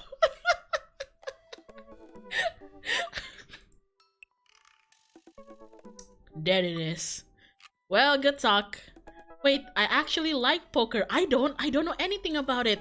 I just saw the joke and I had to take the shot. Please, Matt, I'm a dad. I'm contractually obligated. No, I get that. Anyway, we've been playing weekly poker games and I figured I should send an invite your way. That sounds great. I love losing money. Cool, dude. See you soon. Oh, I'm so bad at poker. I don't even know how to play poker. Like, straight flush? What are you flushing? The toilet? Royal house? What does that even mean, Royal flush? Like, why are you flushing the royalties? I don't get it. Matt invited me to a poker night at Joseph's house. I put on my going out coat and walk over. Straight flush? You're not even... That's true. Across the way, I spot Matt, who's walking over from his own house. He's got a case of beer under his arm. Crap, I should have brought something. Yeah, you should have. Hey, man. Crap, I should have... Cuman tahu Blackjack. Blackjack? Isn't that the actor from School of Rock? Haha, no worries, man. It's your first time. Just bring a full wallet. How long have you guys been at this for? Years, buddy. It's a nice way to keep in touch with the guys. It's never really high stakes. Oh, hi. We passed through the fence enclosing Joseph's backyard. Craig, Brian, and Joseph hover around the patio, drinking beer and chatting. Robert sits in the corner, brooding as usual. Bambang, glad you could make it. Also, I kinda wanna rewatch School of Rock now. Oh. Stop moaning, Craig. Craig, I love you. You're my bro. You have a scar in your eyebrow for I don't know why. You're ripped as shit and you're always strapping your phone on your arm, even when you're not taking a jog. Okay? Just stop moaning. Just like old times. Craig's the resident shark. We prefer the term person who's good at poker. I'm well aware. Craig's always been suspiciously good at poker. Are you still as terrible as you were in college? Poker face. Hey, I wasn't terrible. I'm not bad at poker. I'm definitely good at poker. Everyone stares at me. Okay, maybe that was a little defensive. Okay, I'm bad at poker. There's no way. Oh, there's no way you're as bad as Joseph. Joseph shrugs. That is basically my titting. I'm giving back to the community. Nice. Plus, I'm happy to just sit here and eat off all of Brian's snacks. Guess who brought pigs in a blanket? Not Craig. Hey, my chia seed and granola energy balls are just as delicious. Everybody laughs. Ha. Let's just get the game going. Wait, who's not here? One, two. Damien and Hugo aren't here. Okay. Stop moaning! We're playing poker, okay? We're not doing anything that's worth moaning. We all take a seat at the table and Matt starts dealing cards. The first couple of rounds go by easily as I'm getting the hang of things, but it's obvious that Craig is running the show here. Chia seeds. Ew, I kind of like chia seeds. Craig, how did you get so good at this? It's pretty easy. You just start getting a feel for everybody's style, like Matt will scratch his ear. Hey, Brian adjusts his pants when he's trying to lie. Now wait a second. And I think you just loudly announce to the whole room when you have a good hand. Yeah, yep, that's me. What's Joseph's style? Everything. Literally everything. That man is an open book. He couldn't lie if he tried. Joseph is an open book? Eyeing Joseph from head to toe. Are you sure there's not one thing that he's not being honest yet? Are you okay. Well, at least I have God on my side. There it is. See, you can't even say that with a straight face. What about Robert? Honestly, the man's an enigma. I can't even tell when Robert's being serious or not. Robert raises his glass of whiskey to us in a solemn salute. I think he'd wipe the floor with us if he actually tried. I'm just here because I enjoy the company. Robert pulls out his phone and stares at it. Robert, is that a flip phone? Robert, you know who uses flip phones these days? Criminals. Okay? Roberts. People who deal stuffs you're not supposed to deal with. Okay? Flip phone? Is it disposable? Yeah. Excellent. What? Are you a drug? Yeah, exactly. Took the words right out of my mouth. Are you a drug dealer now? Yeah. What do you need? Horse? Speed?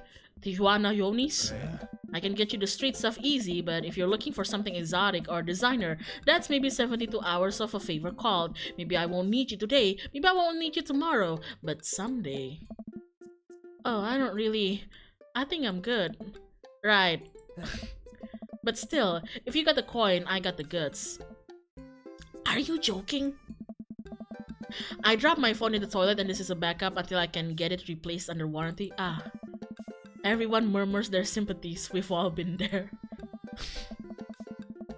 We go back to playing. I really gotta stop eating these pigs in a blanket. Pigs in a blanket? I don't know. But they're very good. I think there might be cheese in them. Oof. I don't know if I got enough to raise you in this round.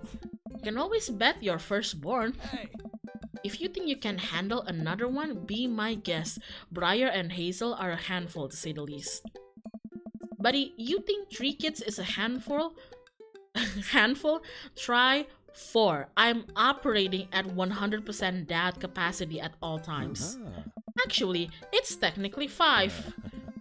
Christine saw a commercial for one of those dolls that poop and wouldn't stop asking for it.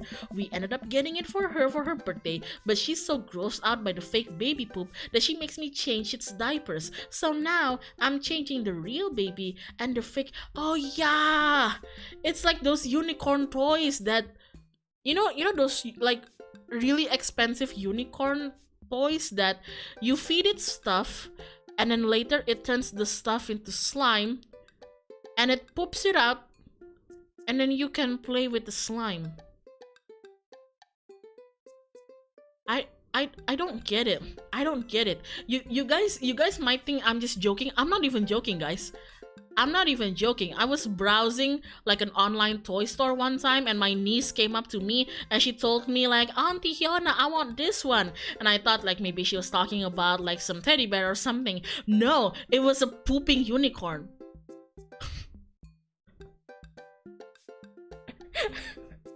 And I had to ask her like, why do you want this? And she's like, it poops. And I'm like, why do you want things that...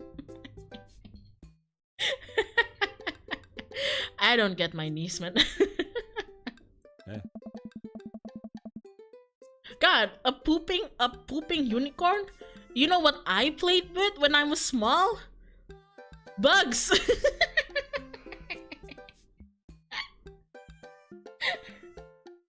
Back in my days, when I was small, I played with bugs and ate a lot of dirt. And then I climbed trees and then broke my leg. There's just a lot of poop in my household right now. Daisy got one of those a while back. One night I walked in on her after she had tried to take the doll apart to see how the poop mechanism worked, but then she couldn't put it back together and started crying. Poop everywhere. Fake poop, but still. That reminds me of... Wait, do we all have poop doll stories? Everyone nods in agreement. Guys, I really don't need any more poop in my life. Even Robert? We've never met Robert's kid before. Can we just get back to poker and not talk about poop? I thought you were going to say real poop. Oh yeah, I played with those a lot too. Matt deals another hand and we quickly forget about the poop. We run out of pigs in blankets, so we switch over to Craig's healthy snack food. It actually isn't terrible.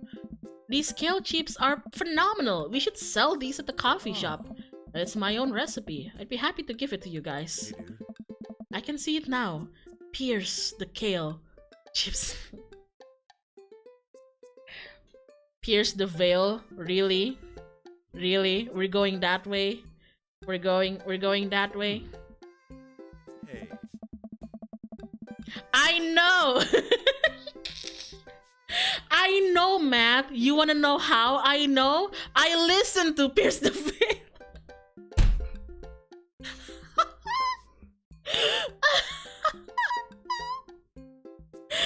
I literally, look, if I open my Spotify, it's literally on my recently played, okay? It's a popular post-hardcore screamo band out of San Diego. Yes, Matt, sweetie. Oh my god, we all look at Matt, confused. It's maybe not any of your wheelhouses. How's the shop nowadays?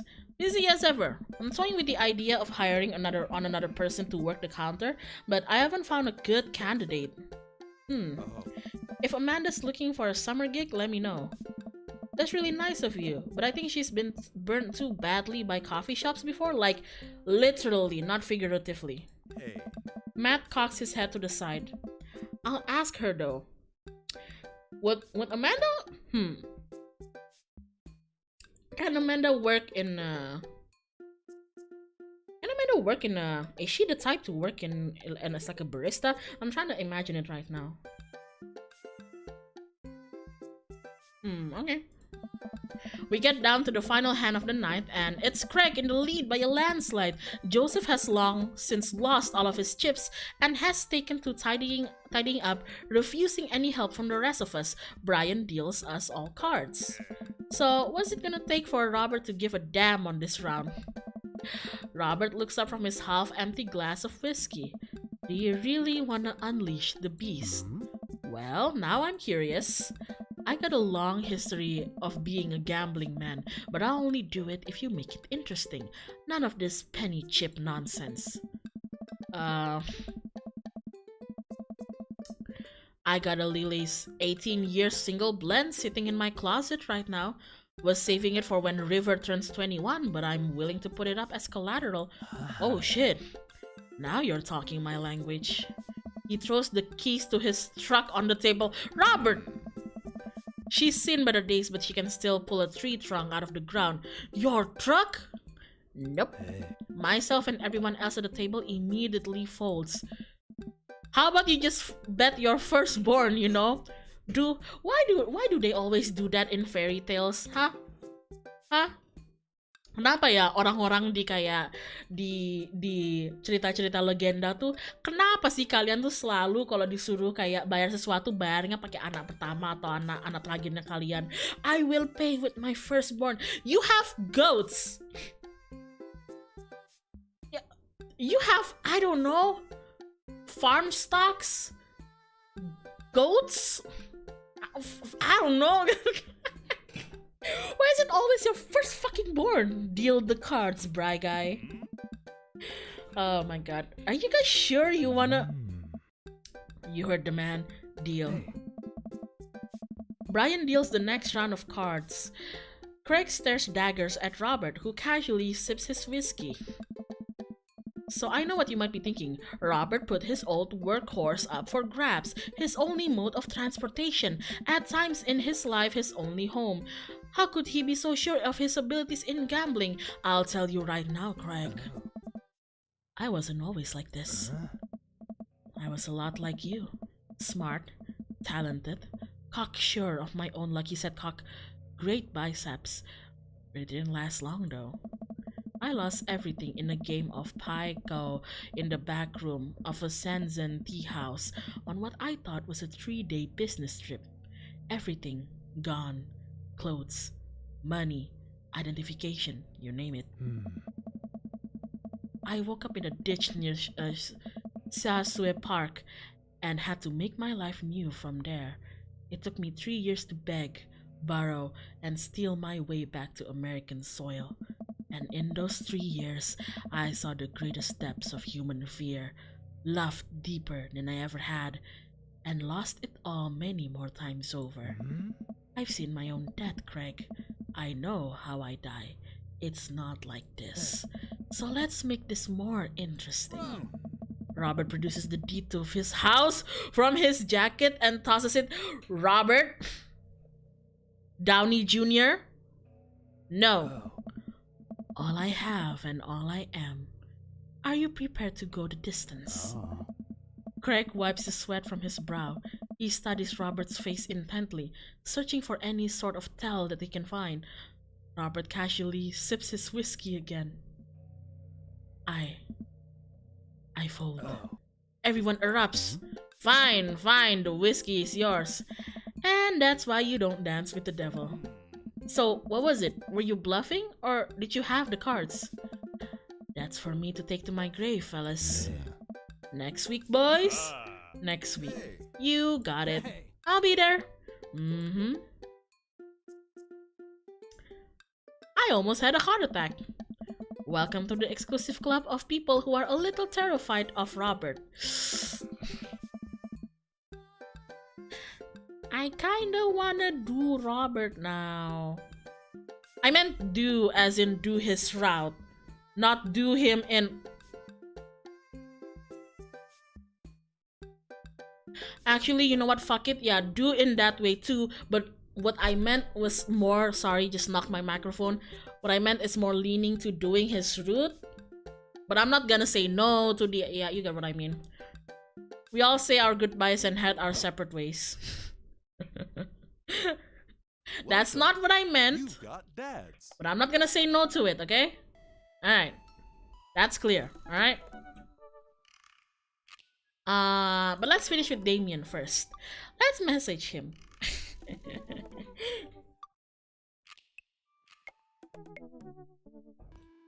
Rudy and Slim, hey man. You guys are you guys are telling me you wouldn't do Robert? Come on. Let's message him. Oh. Are we getting serious? Oh. Oh. Oh. Oh. Oh. Oh. Oh. Oh. Oh. Oh. Oh. Oh. Oh. Oh. You know what they say about third dates? They get pretty serious. You might not have time to browse that book for a while. Are you ready? Now Robert has too much baggage. I can fix him.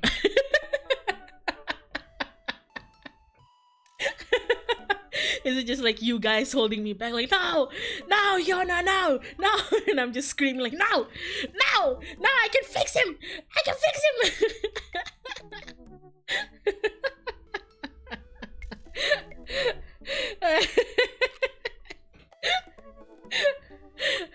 Now, now I can fix him. I can fix him. I learned from the best. My mentor is Bob the Builder. I can fix him. All right, we're gonna go all in serious with save and continue. Right, save. Let's save first. There we go. Don't trust gas station egg sandwiches. Ever since we had that picnic in the graveyard, Damien and I have been spending a lot of time together. We go on nighttime strolls pretty regularly. He was so impressed with the first letter I wrote him that he insisted we only communicate by post instead of through that book. That's so fucking cute. I initially protested, but he gave me one of his old signet rings to use as a seal for my letters.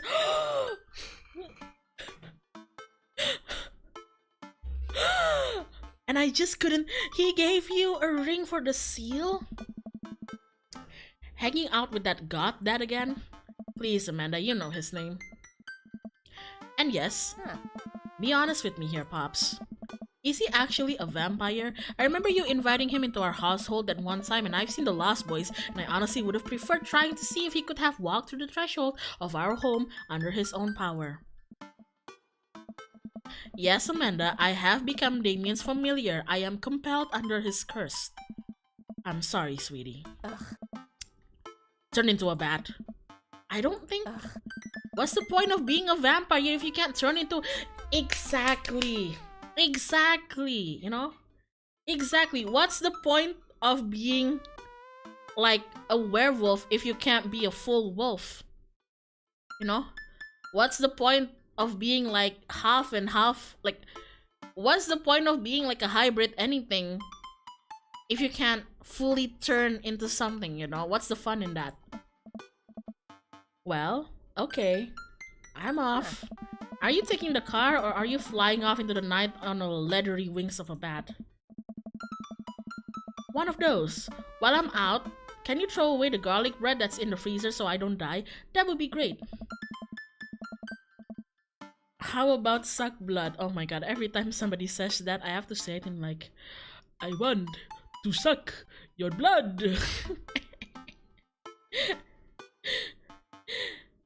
Hyona, you can become a full panther?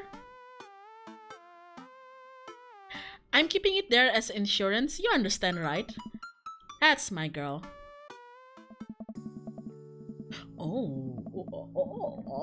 This the romantic music. I see. Okay.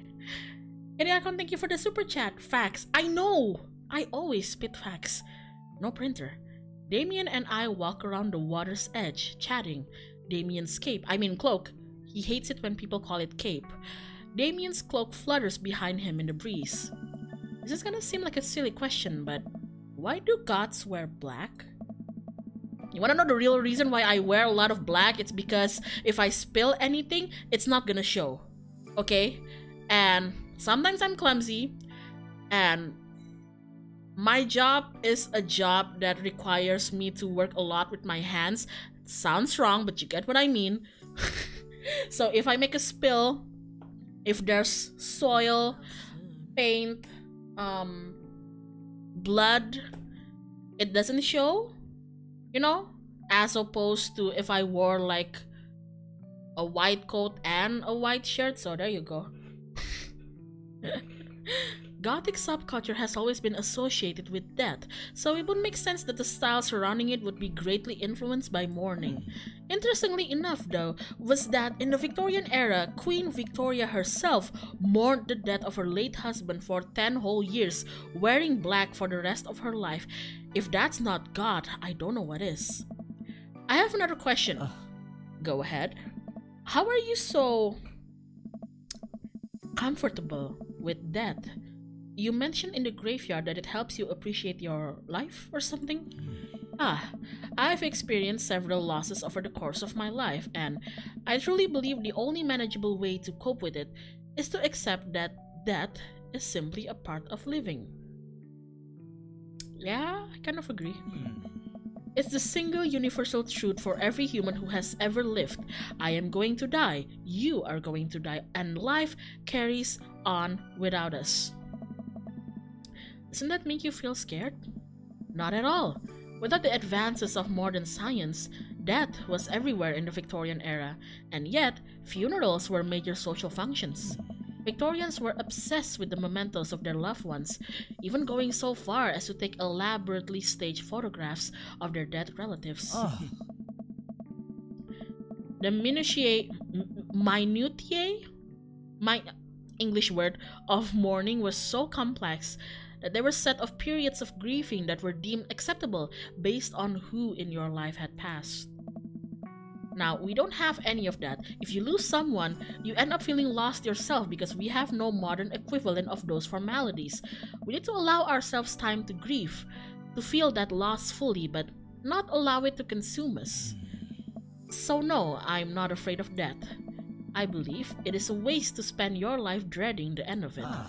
The time we have here is brief and fleeting and occasionally cruel, but it is at all times precious to stare death in the face and live despite that, I think. It's a noble existence. Let's save the mourning for the dead. Oh my god! This is just like that new Porter Robinson song. Sad, but it has a good message on it. Wow, that's beautiful. I can see the moonlight in the bay glint off of Damien's eyes. He smiles. We turn to the harbor and watch ships pass, breathing in the salty sea air. I look to Damien again and can't help but be entranced by his charm, his mystery. I find everything about him so fascinating. Ooh, someone's in love. Oh.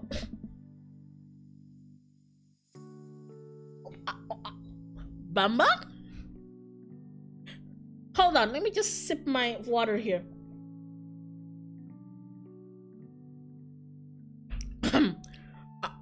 Bang? Oh? Oh? I lean in closer to Damien, closing my eyes as I do so. I'm so sorry, I have...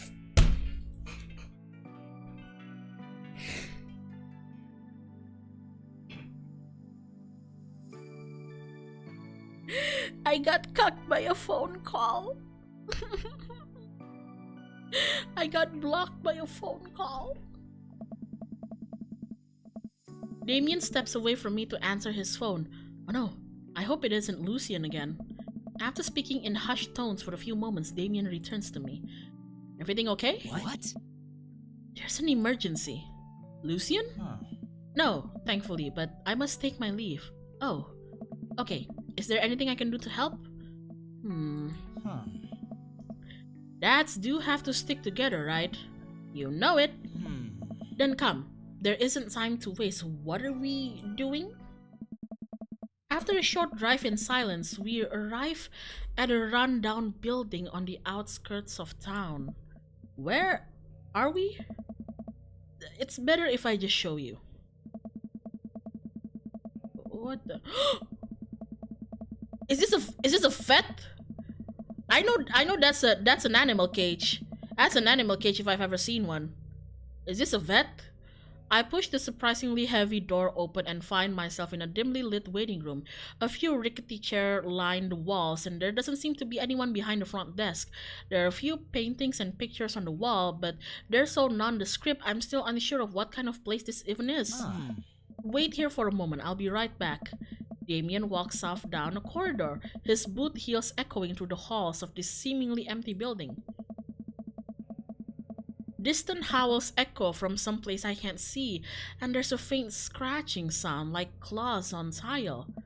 It's a vet, isn't it? I cautiously peek down the hall and find stall after stall of scared-looking dogs.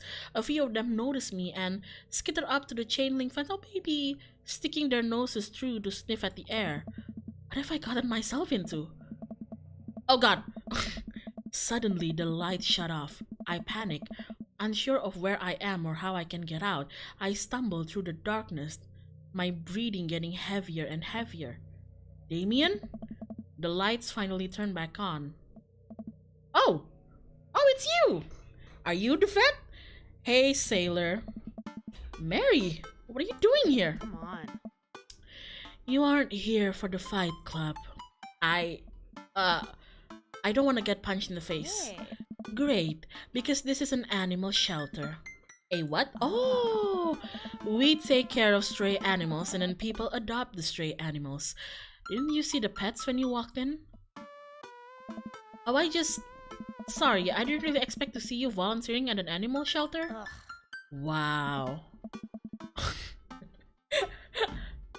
Wow, Mary. Bambang just called you a bitch. Oh shit, Mary, are you gonna take that?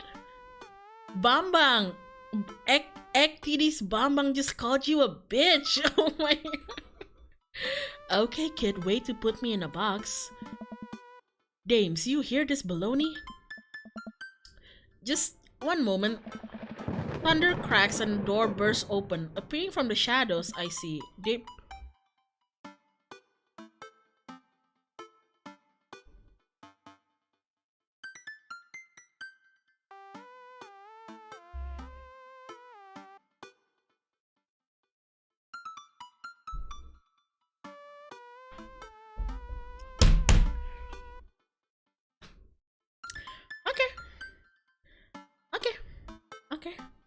Okay, with the long black hair and glasses too. Okay. All right. Fuck you, game. Damien. Hey. Papa, gua kuat. I'm strong. I can do this shit. Gua kuat. Gua bisa. It's Damien. He looks completely different. No cloak, no Victorian era clothing, no makeup. Beliau ini bilek sekali. I wasn't planning to share this side of me until much later, but I'm not as god as you think. I'm a systems administrator for the IT department of a realty company. I wear tennis shoes to work and I listen to Bruce Springsteen. I enjoy going to the hardware store and looking at storage solution, and I volunteer at this animal shelter in my spare time. I'm boring. You're not boring! Shut up! Shut! You're not boring. I'm fascinated with Victorian history and the goth lifestyle. That much is true. It's just not all that I am. I need you to know that. Oh, I hate to kill the moment here, but there's some pressing business that needs attending to. What? Oh, right. It's Duchess Cordelia. Again? Who's Duchess Cordelia? She's one of the pups. Gets out all the time. She somehow learned how to open doors and now she's unstoppable. When did she get out? This morning. I went to go sing sea shanties at the cats, and when I came back, she had already bolted.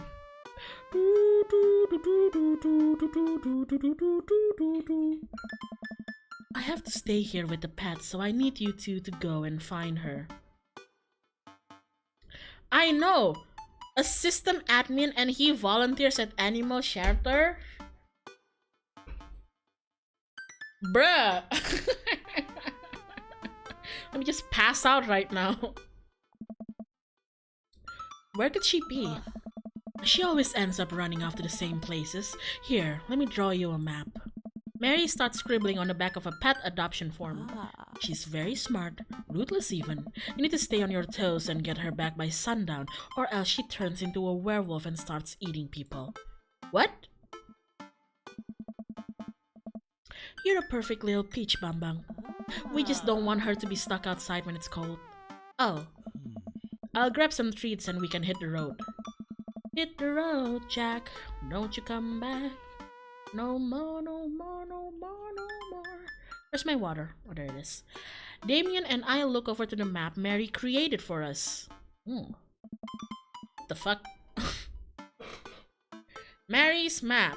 Aquarium. Softball field. Shelter.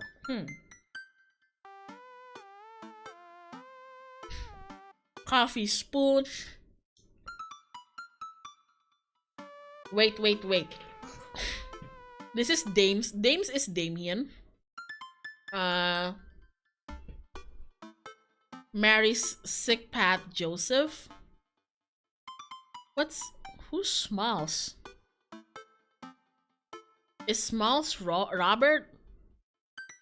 Nerd's house. Coffee dad. Nerds is probably Hugo. Mario Batali. Who's Mario? Is Brian Mario Batali? Wait. Who's Mario Batali? What does Mario Batali even look like now? Oh my god, Mario Batali? What are you talking about? Are you talking about Brian? Is it me? Am I Mario Batali? Other Nerd's house? Are you talking about me? The ocean or whatever, thanks. At least you're not other Nerd's house. Looks like you're moving up in the pecking order. What? I am the other Nerd's house.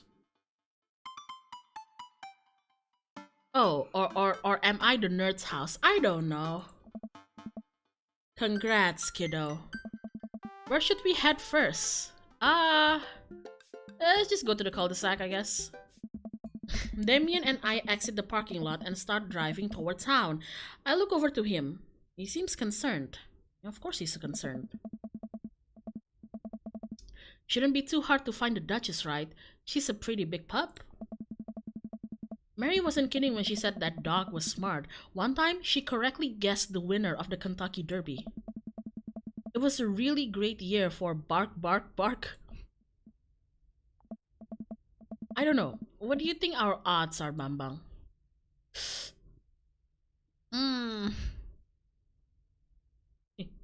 Abandon all hope, ye who enter here. But lo, look upon God's creation and retch with horror at what he had forsaken. Hell is empty, and the devils are all here.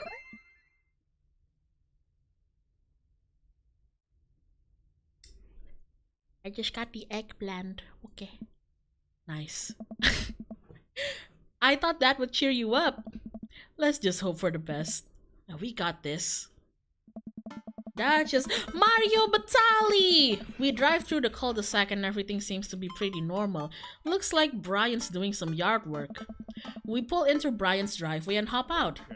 Hey, don't step on the grass, I just mowed. Have you seen any unusual activity in the area today? Aside from your underwatered lawn. Hey, bitch. There's no need to bring my lawn into it, holy shit. Here we go. How dare you? I take my lawn care very seriously. Bambang, please. You haven't seen a dog run through here, have you? I don't know. Well, a little while ago I heard Maxwell barking at something. When I came outside, my garden had been torn to shreds. It's going to take forever to retill the soil. That could be a dog. That could be your dog, huh? Ever thought about that, Brian? Maybe your dog is a shit dog, you know? Oh my god, Brian, maybe your dog is not as disciplined as you think it is. Whatever it was, it must have been hungry. Ate all my tomatoes. How do we know it's not your dog? I'm very sorry to hear about your garden. If you need assistance restoring it to its former glory, please don't hesitate to contact me. Will do, buddy. Good luck finding that dog. She's probably still hungry. I wonder if she's looking for more food elsewhere. The coffee spoon, it has food. Hey, Matt. We park in front of Matt's coffee shop and walk inside. Seems like a slow day. Matt sits behind the counter reading a book. Hey, Matt. Didn't expect to see you two today. What's up? Have you seen any stray dogs around? Actually, yeah. I caught one digging through the trash earlier. It ran away when I tried to get closer, though. Did you see what direction it ran in? Matt thinks for a second. Might have been running east, I think. That pup tore through 3 pans of old, grateful banana bread. Wanna take some for the road, just in case? Sure thing, I love banana breads. Who doesn't love banana bread? Matt packages up a slice. Thanks for the slice. The road slice. This banana bread is gonna be so good. I think he meant to give it to you for the dog. Oh! I thought it was for Bambang. Right. I meant, it's gonna be so good. For the dog to eat. I feel like we're on the right track. You think? If we keep this up, we'll find the Duchess in no time. Hey, if you like dogs so much, why don't you have any? If you like dogs so much, why don't you marry it?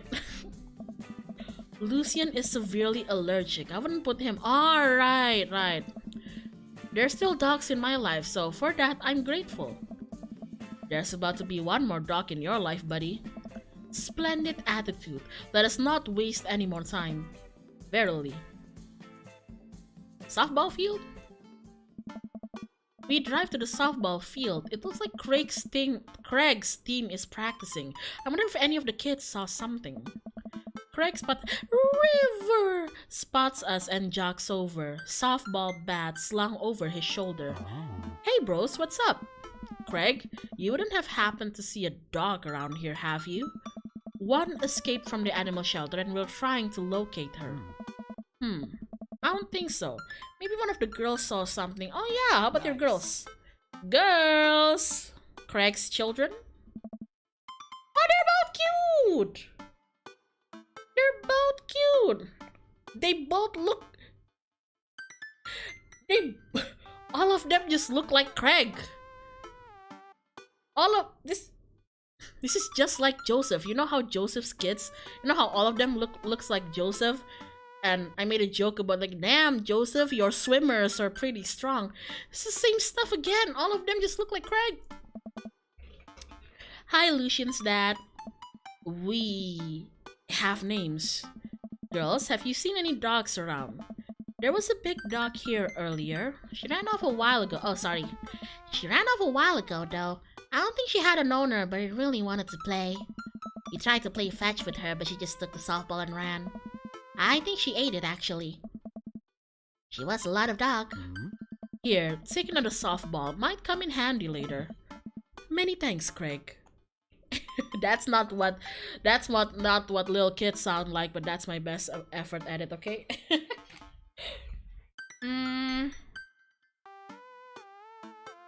Bayside? Lord, bocil voice Yona. Apa? Ama, nggak suka. We arrived back at the Bayside. Just like old times, huh? Remember it as if it were yesterday. I mean, earlier today. So what do you think? Any sign of the pooch? None yet. Although who knows if she made it onto any of the ships? The Duchess would do that? I wouldn't put it past her to know how to navigate in rough seas and without a compass. Very smart. Pops? Amanda! Damien and I turned to see my daughter. Amanda Panda! What are you doing here? Did you think I just stayed inside all day, vegging out on the couch and watching TV? Oh, sorry. What are you doing? I'm heading home to go veg out on the couch and watch TV. Had to get a burrito first. Young miss, have you seen a dog around here? Oh, you bet. I saw a Pomeranian with a bow around its neck. I saw a big old Doberman named Henry. There was a stroller full of Yorkies, a Greyhound, a Golden Retriever. Did you see a Duchess is a Mastiff? Duchess Cordelia is a Mastiff? Oh my god! No dice. I would definitely have remembered that. I gotta run though. This Rito has about 10 minutes before the cheese breaks down the molecular structure of the tortilla and makes it all soggy. You understand? I do? Of course. Have a lovely evening, Miss Elatiora. Hey, that's me. Matt said the Duchess went east from the coffee spoon, but there's no sign of her here. I suppose we need to go. Not so east? As a Mastiff. I fear that the hours are growing short. We must make haste if we're to find the Duchess by sundown. Damien's looking more stressed out by the minute. I gotta think of something to lighten the mood. How many gods does it take to screw in a light bulb? I don't know. How many? 1. Gods are very capable, especially when looking for a dog. Oh! Oh! Damien smiles to himself. I keep reading Damien directions from the map as we drive around town. I guess the aquarium then? Damn, Bambang, you smooth. Knock it. Damien and I stop by the aquarium. Everything looks... Penguins! Penguins! Everything looks in order here, but it might help to get out of the car and take a look. You seen anything? Oh no. Dog here. Not even any sign of her. Did you know that penguins are considered the gods of the sea? What? Damien, I want to believe you so badly. The gods of the sea? I don't know. Where should we go then? Cul-de-sac again? We arrive at the cul-de-sac to find everything normal except... Oh, uh-oh.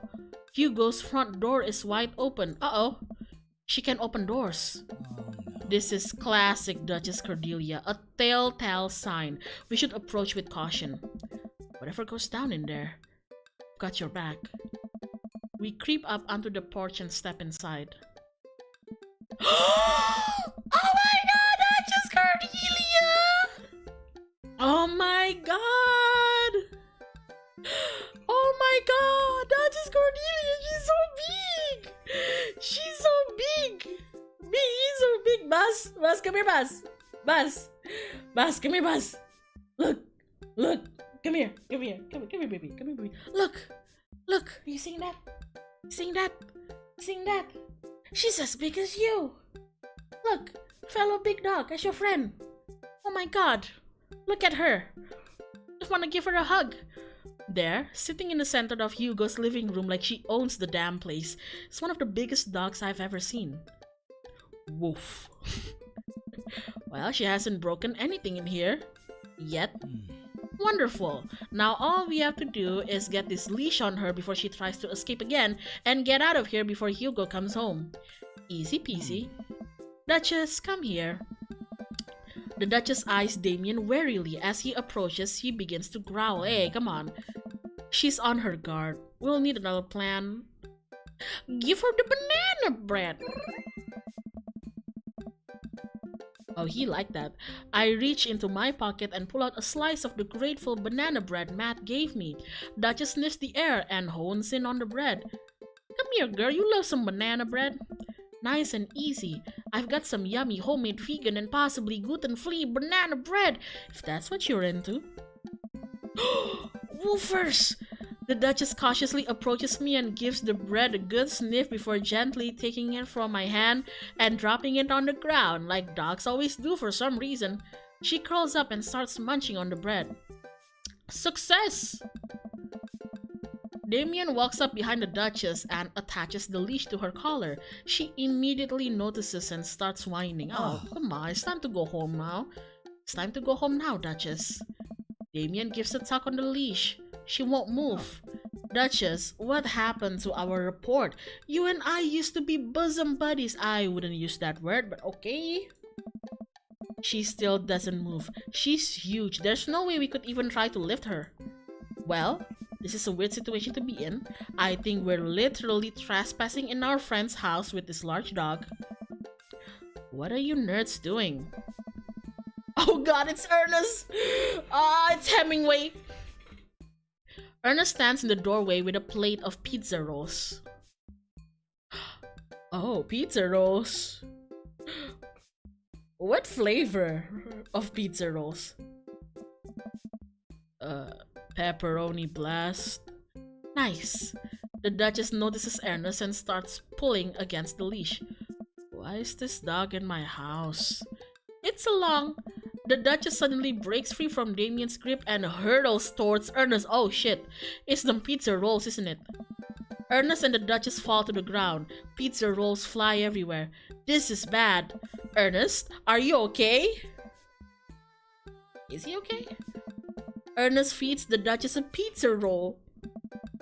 Hey, she likes pizza rolls. Ernest sits up, but the dog keeps licking. Ah, Ernest. Oh, hey. Oh shit. Hugo stands at the door, looking like he's at a loss for words. Huh? What? Why are you guys... Whose dog is this? It's a long story, but it involves a large dog who knows how to open doors. Borf. Hugo, may I present to you Duchess Cordelia? How do you do? Borf. We're friends. The Duchess licked at Ernest. Aww. She's from the local animal shelter. She got out and we've been chasing her all around town. Your house was her final stop. Dad, can we keep... Yes, please! You can keep... Maybe she can be friends with Ernest, you know? You know, the boy and his dog, you know? A boy and his big-ass dog, you know? No more Dad, please, Hugo. I don't know. Ernest, I don't know if we're set up to take care of Sweet Manchego. Wait, did you just call me Dad? Mom, please, look at how cute she is. Oh, come on, Dad. Hugo sighs.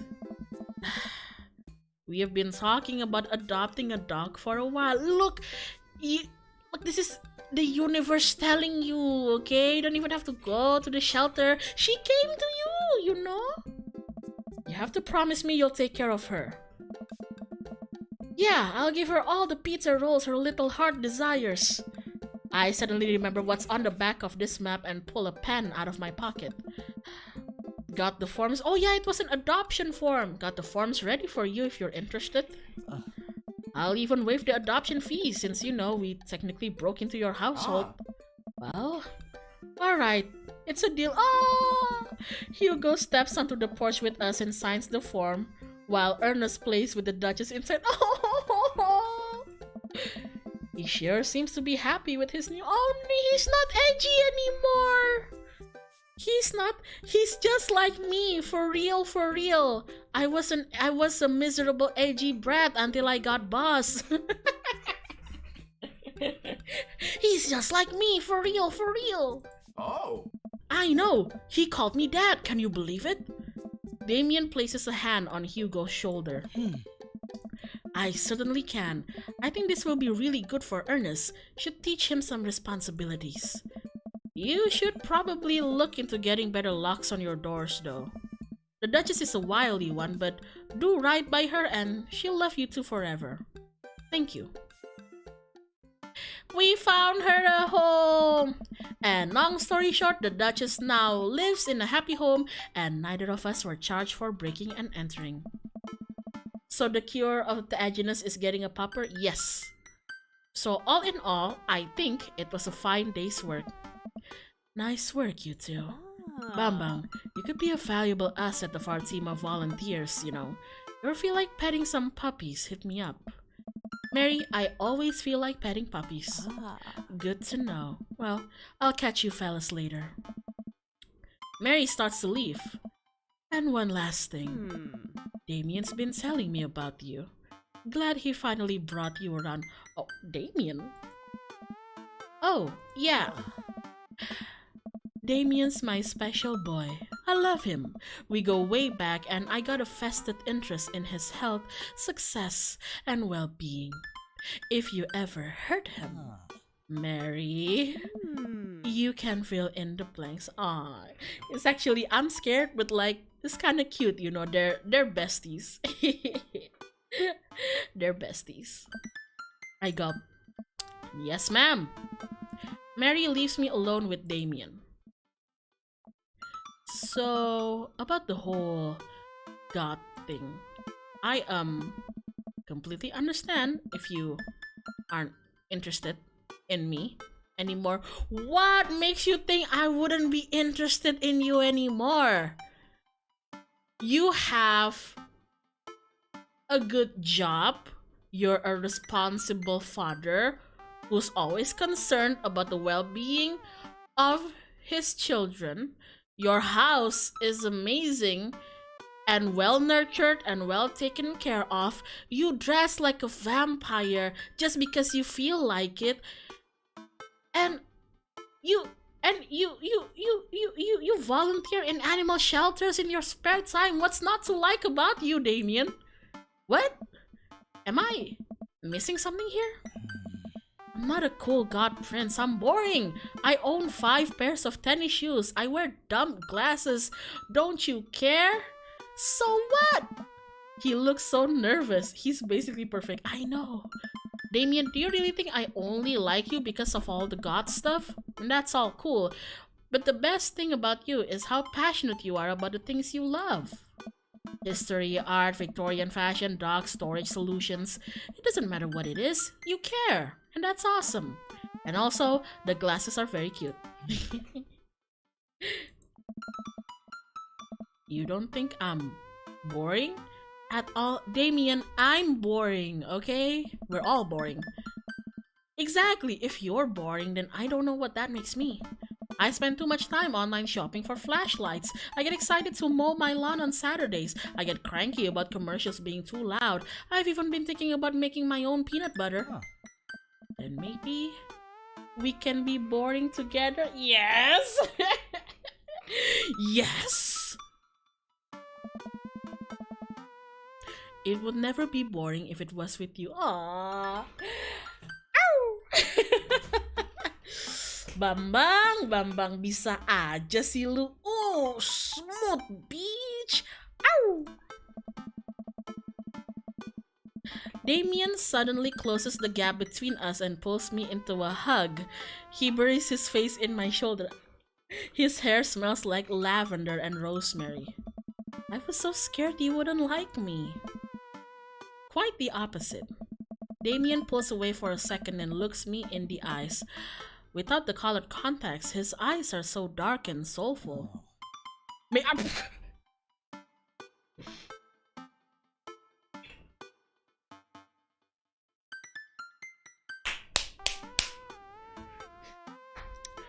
First, thank you for asking first, but second, yes?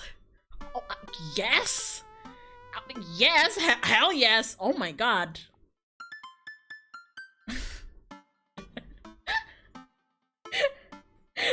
You know what? Thou art welcome. Consent! Woo! Verily, you may take upon yourself the... You know what? Just kiss me. He smiles slightly and leans in, giving me a gentle kiss. Damien pulls away and gives me an intense look. Do you want to help me take care of the puppies?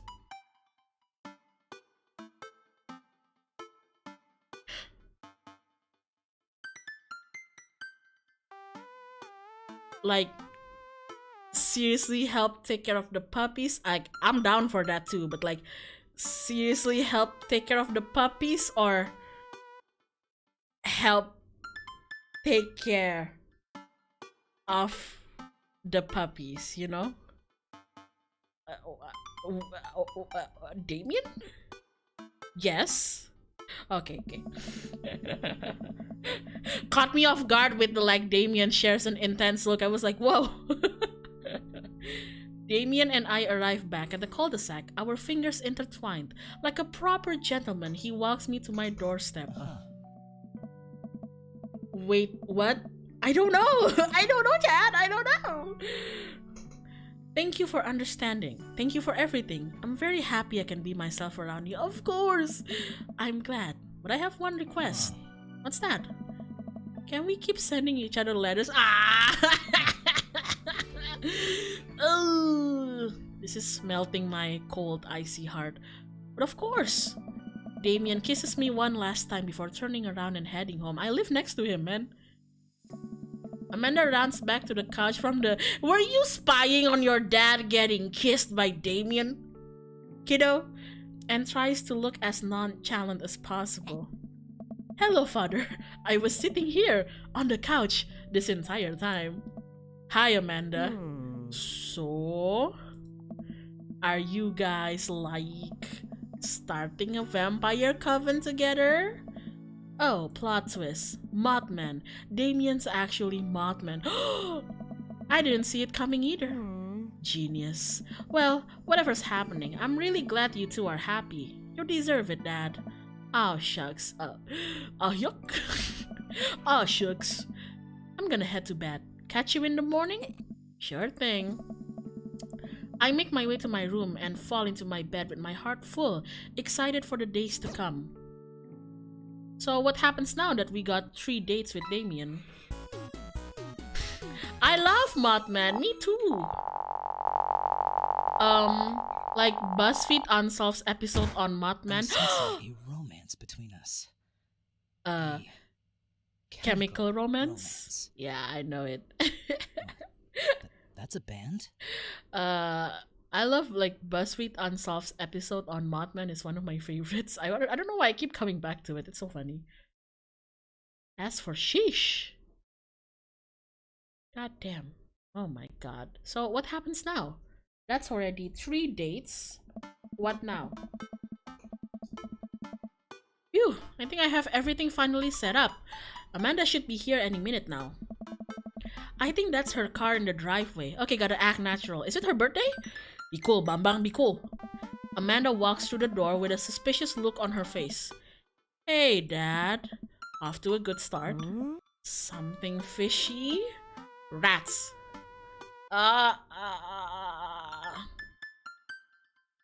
Sorry, sweetie. It's the feds. That life of crime is finally catching up to you. I tried to send them in a different direction, but even I'm no match for the power and funding of the US government. Dad. Well, if they think they're gonna take me alive, they've got another thing coming. I'm kidding. You're right, I have a little surprise for you. Yeah, I can tell, you're very bad at lying. Amanda, my dear, would you care to join me in the kitchen? Father, it would fill my heart with glee. What we have here? I lead Amanda over to the kitchen table where a present lies covered under a tablecloth. It's nothing special, but I wanted to get you a little something. You graduated high school. Oh, she just graduated. You graduated high school last week, but I know you told me not to make a big deal about it, but... Ah, Dad, you... I dramatically whip the cloth off the table. Amanda's jaw drops. What is it? No way! I figure you won't be able to get cable in the dorm, so I thought it might be nice to take a piece of home with you. A DVD box set of Long Haul Paranormal Ice Road Truckers? This is all 19... Oh, hell yeah! And bonus material, including commentary with actual ghosts featured on the show. Dad, I love this, thank you. She gives me a big hug. I'm glad you like it. Hey, you wanna hang out with me in the backyard for a bit? Toss the old pigskin or something? Totally. I follow Amanda to the back door. Hey, Whoa!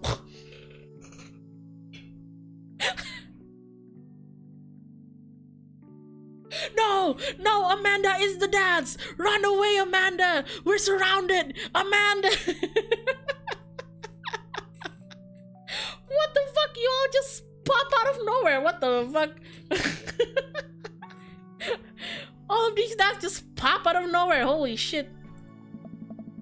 You told me not to make a big deal about it, but you seem to have forgotten that my entire mission in life is to make a big deal out of your accomplishments. Amanda, run! It's the dance! So consider this your graduation party. Surprise! Dad, everyone's here. Well, yeah, everyone wanted to come and support you. Yes. Is that a mac and cheese bar? Sure is. Fully customizable down to the type of mac. And there's an ice cream cake, the good kind with the crunchies in the middle. Alright. I don't know what to say. Don't say anything. Just go have fun with your pals, alright? I'm so proud of you, Amanda. Aww. Amanda smiles and runs to her friends. I should make the rounds and make sure everyone's having a good time. But first, mac and cheese!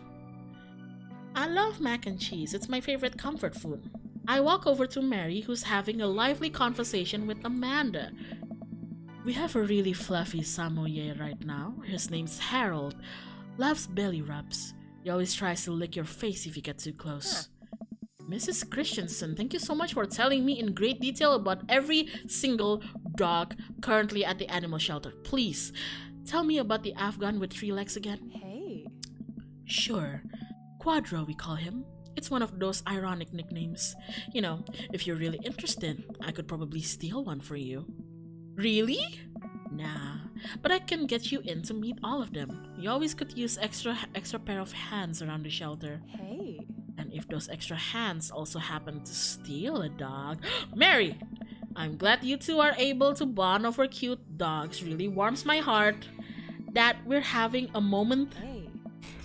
Hey, sailor. Your kid's a good egg.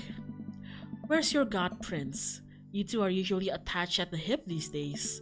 He's around. Stellar. Mary turns her attention to Amanda. It's not too hard to sneak a dog into college. What? Trust me, I did it plenty back in the day. At one point, I had 3 cats living in my dorm. I decided to leave them to win. Princess Cordelia! All of a sudden, a huge dog leaps up into my arms. Duchess! Hugo and Ernest runs up to me. The Duchess gives my face a few broad licks and hops down. Oh no. We're working on that. Got her in a disciplinary class. They have those? She's a wild spirit who runs where she may. I don't mind at all, huh? Looks like the 3 of you are getting along nicely. She's a valuable addition to the clan. If I hold up my homework in front of her, she'll eat it. Exactly. Cool. We'll deal with that later. Duchess Cordelia spots a squirrel and dots across the... Squirrel! Ernest follows her, laughing. He's actually been a lot more manageable lately.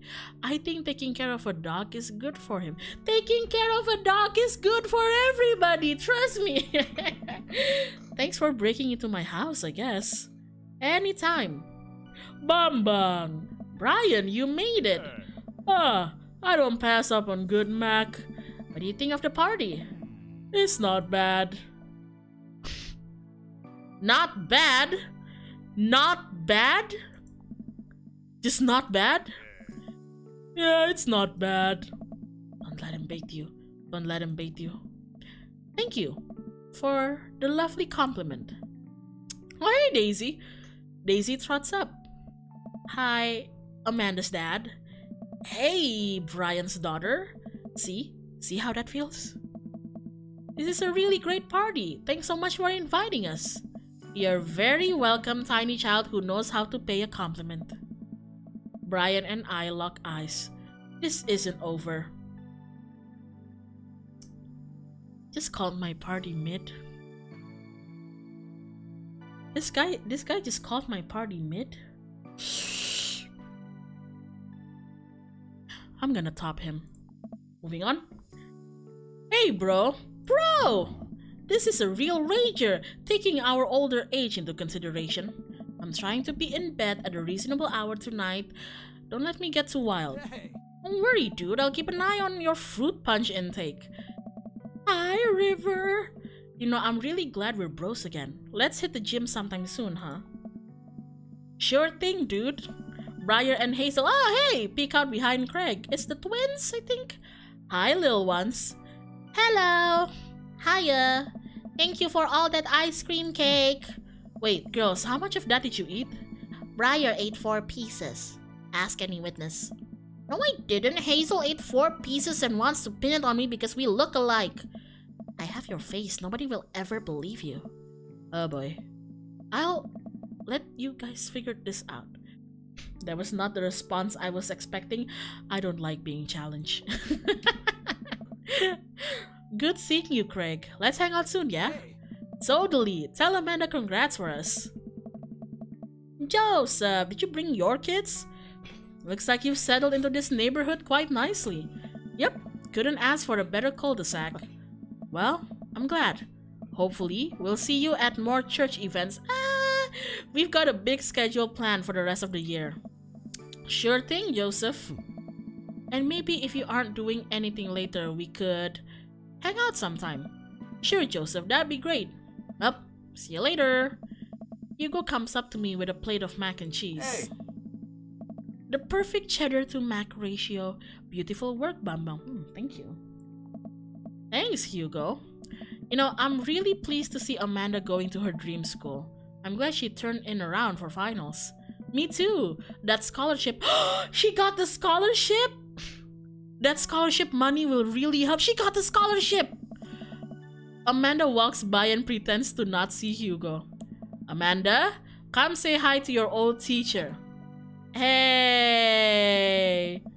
Congratulations on graduating. I know you're gonna do great things at art school. Oh god. Oh god. I never took account how awkward it must be for Amanda to have her teacher as her neighbor. Can you imagine? Aku nggak pernah. Iya ya, pikir kayak awkward nggak sih punya guru kamu kayak tinggal sebelah kamu gitu. Oh my god, it's so awkward. Pew pew! Haha, yeah, thanks! Amanda starts to back away. Wait, I just realized that you're not my teacher anymore, so I don't have to be afraid of talking to you. You no longer hold power over me. You're right. Go for it, adult. I can no longer give you a detention. Yeah, I'm gonna break anything I want and there's nothing you can do about it. Are you still mad about that time I gave you detention for breaking my globe? Nope. Oh. And I'll have you know that the globe didn't even fit through the basketball hoop in the first place, so she'll fit into college just fine. Hey, oh hey! Hey! So, Robert gestures vaguely to the snack table. Good stuff. Yep. I don't know. See you later. Alright, bye Robert. Nice talking to you, dude. Hey man. Matt. Let me know when Amanda leaves for college. I'll have a fresh batch of grateful banana bread ready for her. Thank you. I know she'll love them. Oh, Lucian. Hey, Amanda's dad. I turned to spot Lucian walking up to me. Yes, Lucian? Thanks for inviting me to your party, I guess, whatever. Anytime, bud. I know we had— Aw, you called him bud! I know we had a rocky start, but I'm glad to know you. I hope you know how much your dad cares about you. Yeah. My dad's had a rough couple of years, and I know that it must not have been easy to raise me alone. He's kind of a weird guy, but I love him a lot. Seems like you make him happy. Oh. So, you're cool in my book. Ah, Lucy! Can I call you Lucy? Thank you, Lucian. That means a lot to me. Sure. Have some mac and cheese. And let me know if you want me to give you a stick and poke sometime. Thanks for coming by, Lucian. See you around, Bambang. Ah. As the party starts to wind down, I take a seat on our back porch step. The sun is setting and everyone seems to have eaten their fill. Amanda wanders over and sits down next to me. Killer party, Pops! What can I say? I was inspired. So? I also have something for you. For me? Why? Not to be completely genuine about my feelings for once or anything, but growing up wasn't easy, but could have been a lot harder if it wasn't for you. that you've been there for me through everything. There's been times in my life where you were my only friend. I was really scared of going to college and being so far away from you, but I realized that everything you've done for me has been to prepare me for this, and I'm ready. I wouldn't be who I am without you. Ah, don't cry, don't cry, don't cry, Bambang. Oh, Bambang, if you cry, I'm gonna cry, Bambang. Holy shit! I swear to God, Bambang, if you cry again, you're the best, Dad. I love you. Ah, shit, and I'm crying. Anyway, that was enough emotional vulnerability for one day. My panda. Present time. Oh, what did you get me? Amanda hands me a tiny wrapped package. I tear the wrapping off to find a framed picture of me and Amanda. It's us. Kinda shocking. All our photos albums are just pictures of me, huh? I figured we needed at least one together before I leave. Ah, Amanda, thank you. Watching you grow up has been the happiest experience of my life. You're such a talented, intelligent young woman, and I'm so excited to see what the future holds for you. Knock 'em dead, kid. Always do.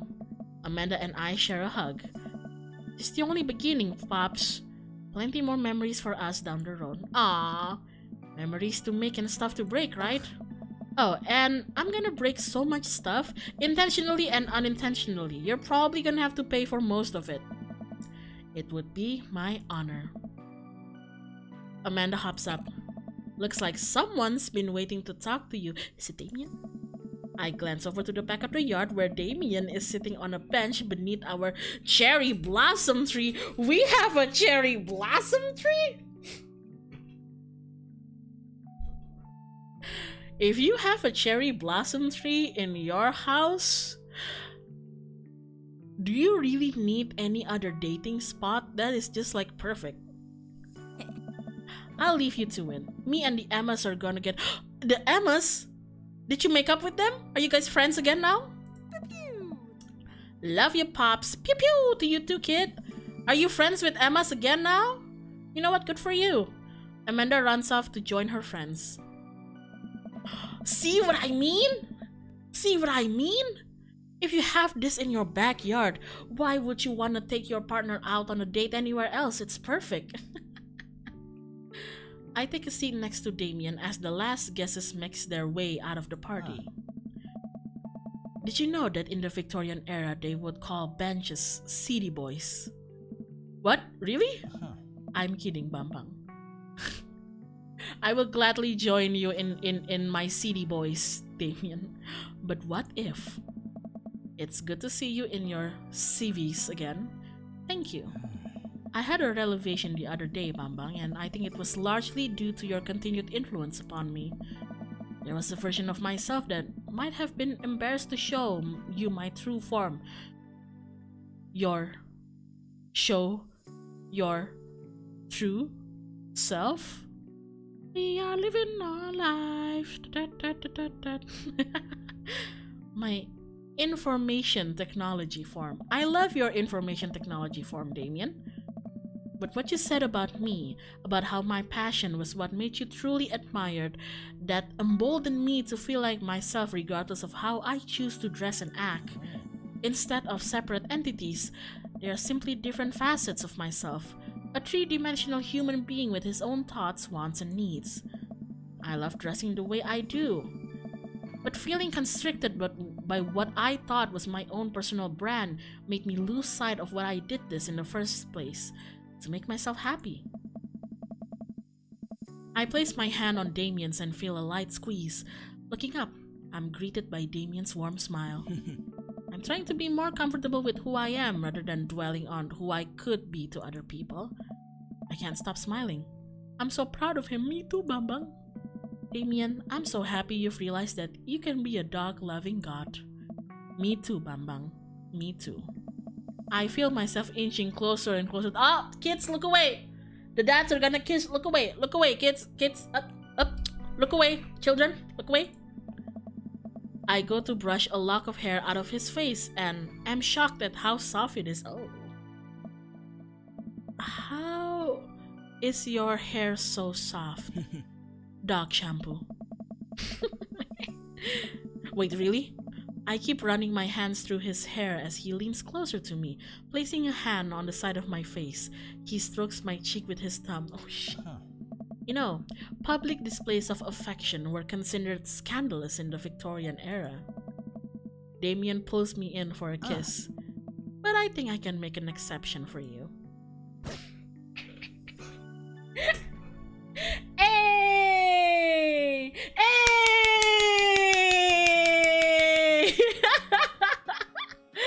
We did it!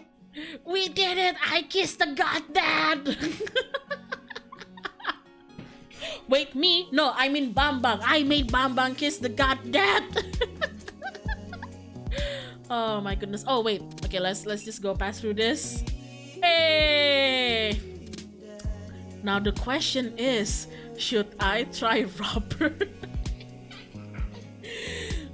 Oh god, I really wanna. Oh! You're the best, Pops, Amanda. Aww. Aww. Kinda shame there's no CG. I mean,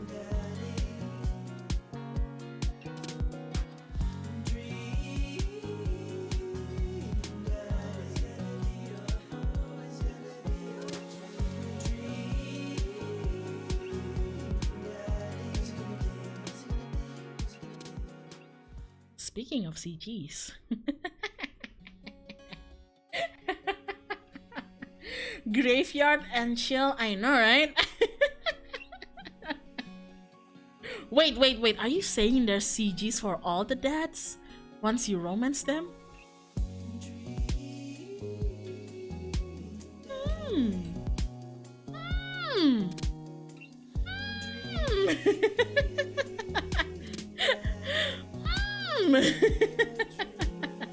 Yeah? Oh god, I really want to do all the other dads, but I'm scared that if I end up streaming all of them, it's gonna be just like an entire month of dream daddies, and I can't do that. Oh my god. Yeah, and there's variants of them. There is. Fuck. Oh my god, fuck, I wanna do all the roots, god fucking damn it. Look, if I'm gonna do all of the roots, I think we can skip the part with Amanda, right? I'll just answer all of her questions the same way I did. We can skip past through that and just focus on the dads, which means that I could maybe do like one stream for one dad. So I've done Damien, so that's like, holy shit guys, that's like 6 more streams. Look, I'm not complaining, I'm just afraid if none of you guys actually wanna see me simp over like 6 more dads, you know, on top of Damien. Go for it. You know what, if you guys are into it, I'm into it too. So let's see if we can squeeze in 2 dads one stream to cut it down to 3 streams. But yeah, but unfortunately I think that will be all for this stream. Oh my god. Sure, that way you can keep Amanda's reaction still Gucci. Right. Or you can play the ones you really like. That is true.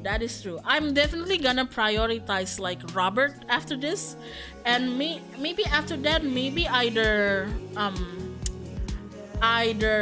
Craig or Brian. Let's see, I don't know. Hyona, it's 4 AM. I wouldn't stay up if I didn't like this stream. Thank you, but also go to sleep. I appreciate you coming here. Thank you, but also please sleep. But yeah, I think I'm going to end the stream here. Thank you so much everybody for stopping by. I will see you guys very soon because I'm gonna have another stream in the evening. I'm gonna be playing 100% orange juice with Reza, Riksa, and Taka. And newsflash, I don't know how to play the game. That's right, I said yes to the invitation and I don't know how to play the game. I asked Taka and all he said is just learn it. Alright, thanks Rajiman. So I'm gonna take some time after this to watch other people play it first, and hopefully learn how it works. I don't know. Okay, I've tried watching their VODs because some of the XID lifers have played this game before, but all I get from those streams is just that everybody's screaming, Rixa especially. So turn down your volumes later. Don't forget to turn down Rixa's volume. Exactly. Alright. I think that will be all from me. Again, thank you so much everybody for stopping by. I'll see you guys very, very soon this evening. Also, tomorrow in the morning, we're gonna be having the finale for me rating your cooking. I don't know whether we'll have a season 2 of that, but tomorrow will be like the last stream of it. Also, tomorrow is Nara's birthday, I believe. She's gonna have a countdown this evening too, so if you wanna stop by at hers, please do stop by and celebrate with her and all of us. But yeah, that will be all. Otsuyona, where the hell is my... There we go. Alright, I'll see you guys very soon. Stay healthy, stay toasty, and as usual, get fucking well soon. Bye.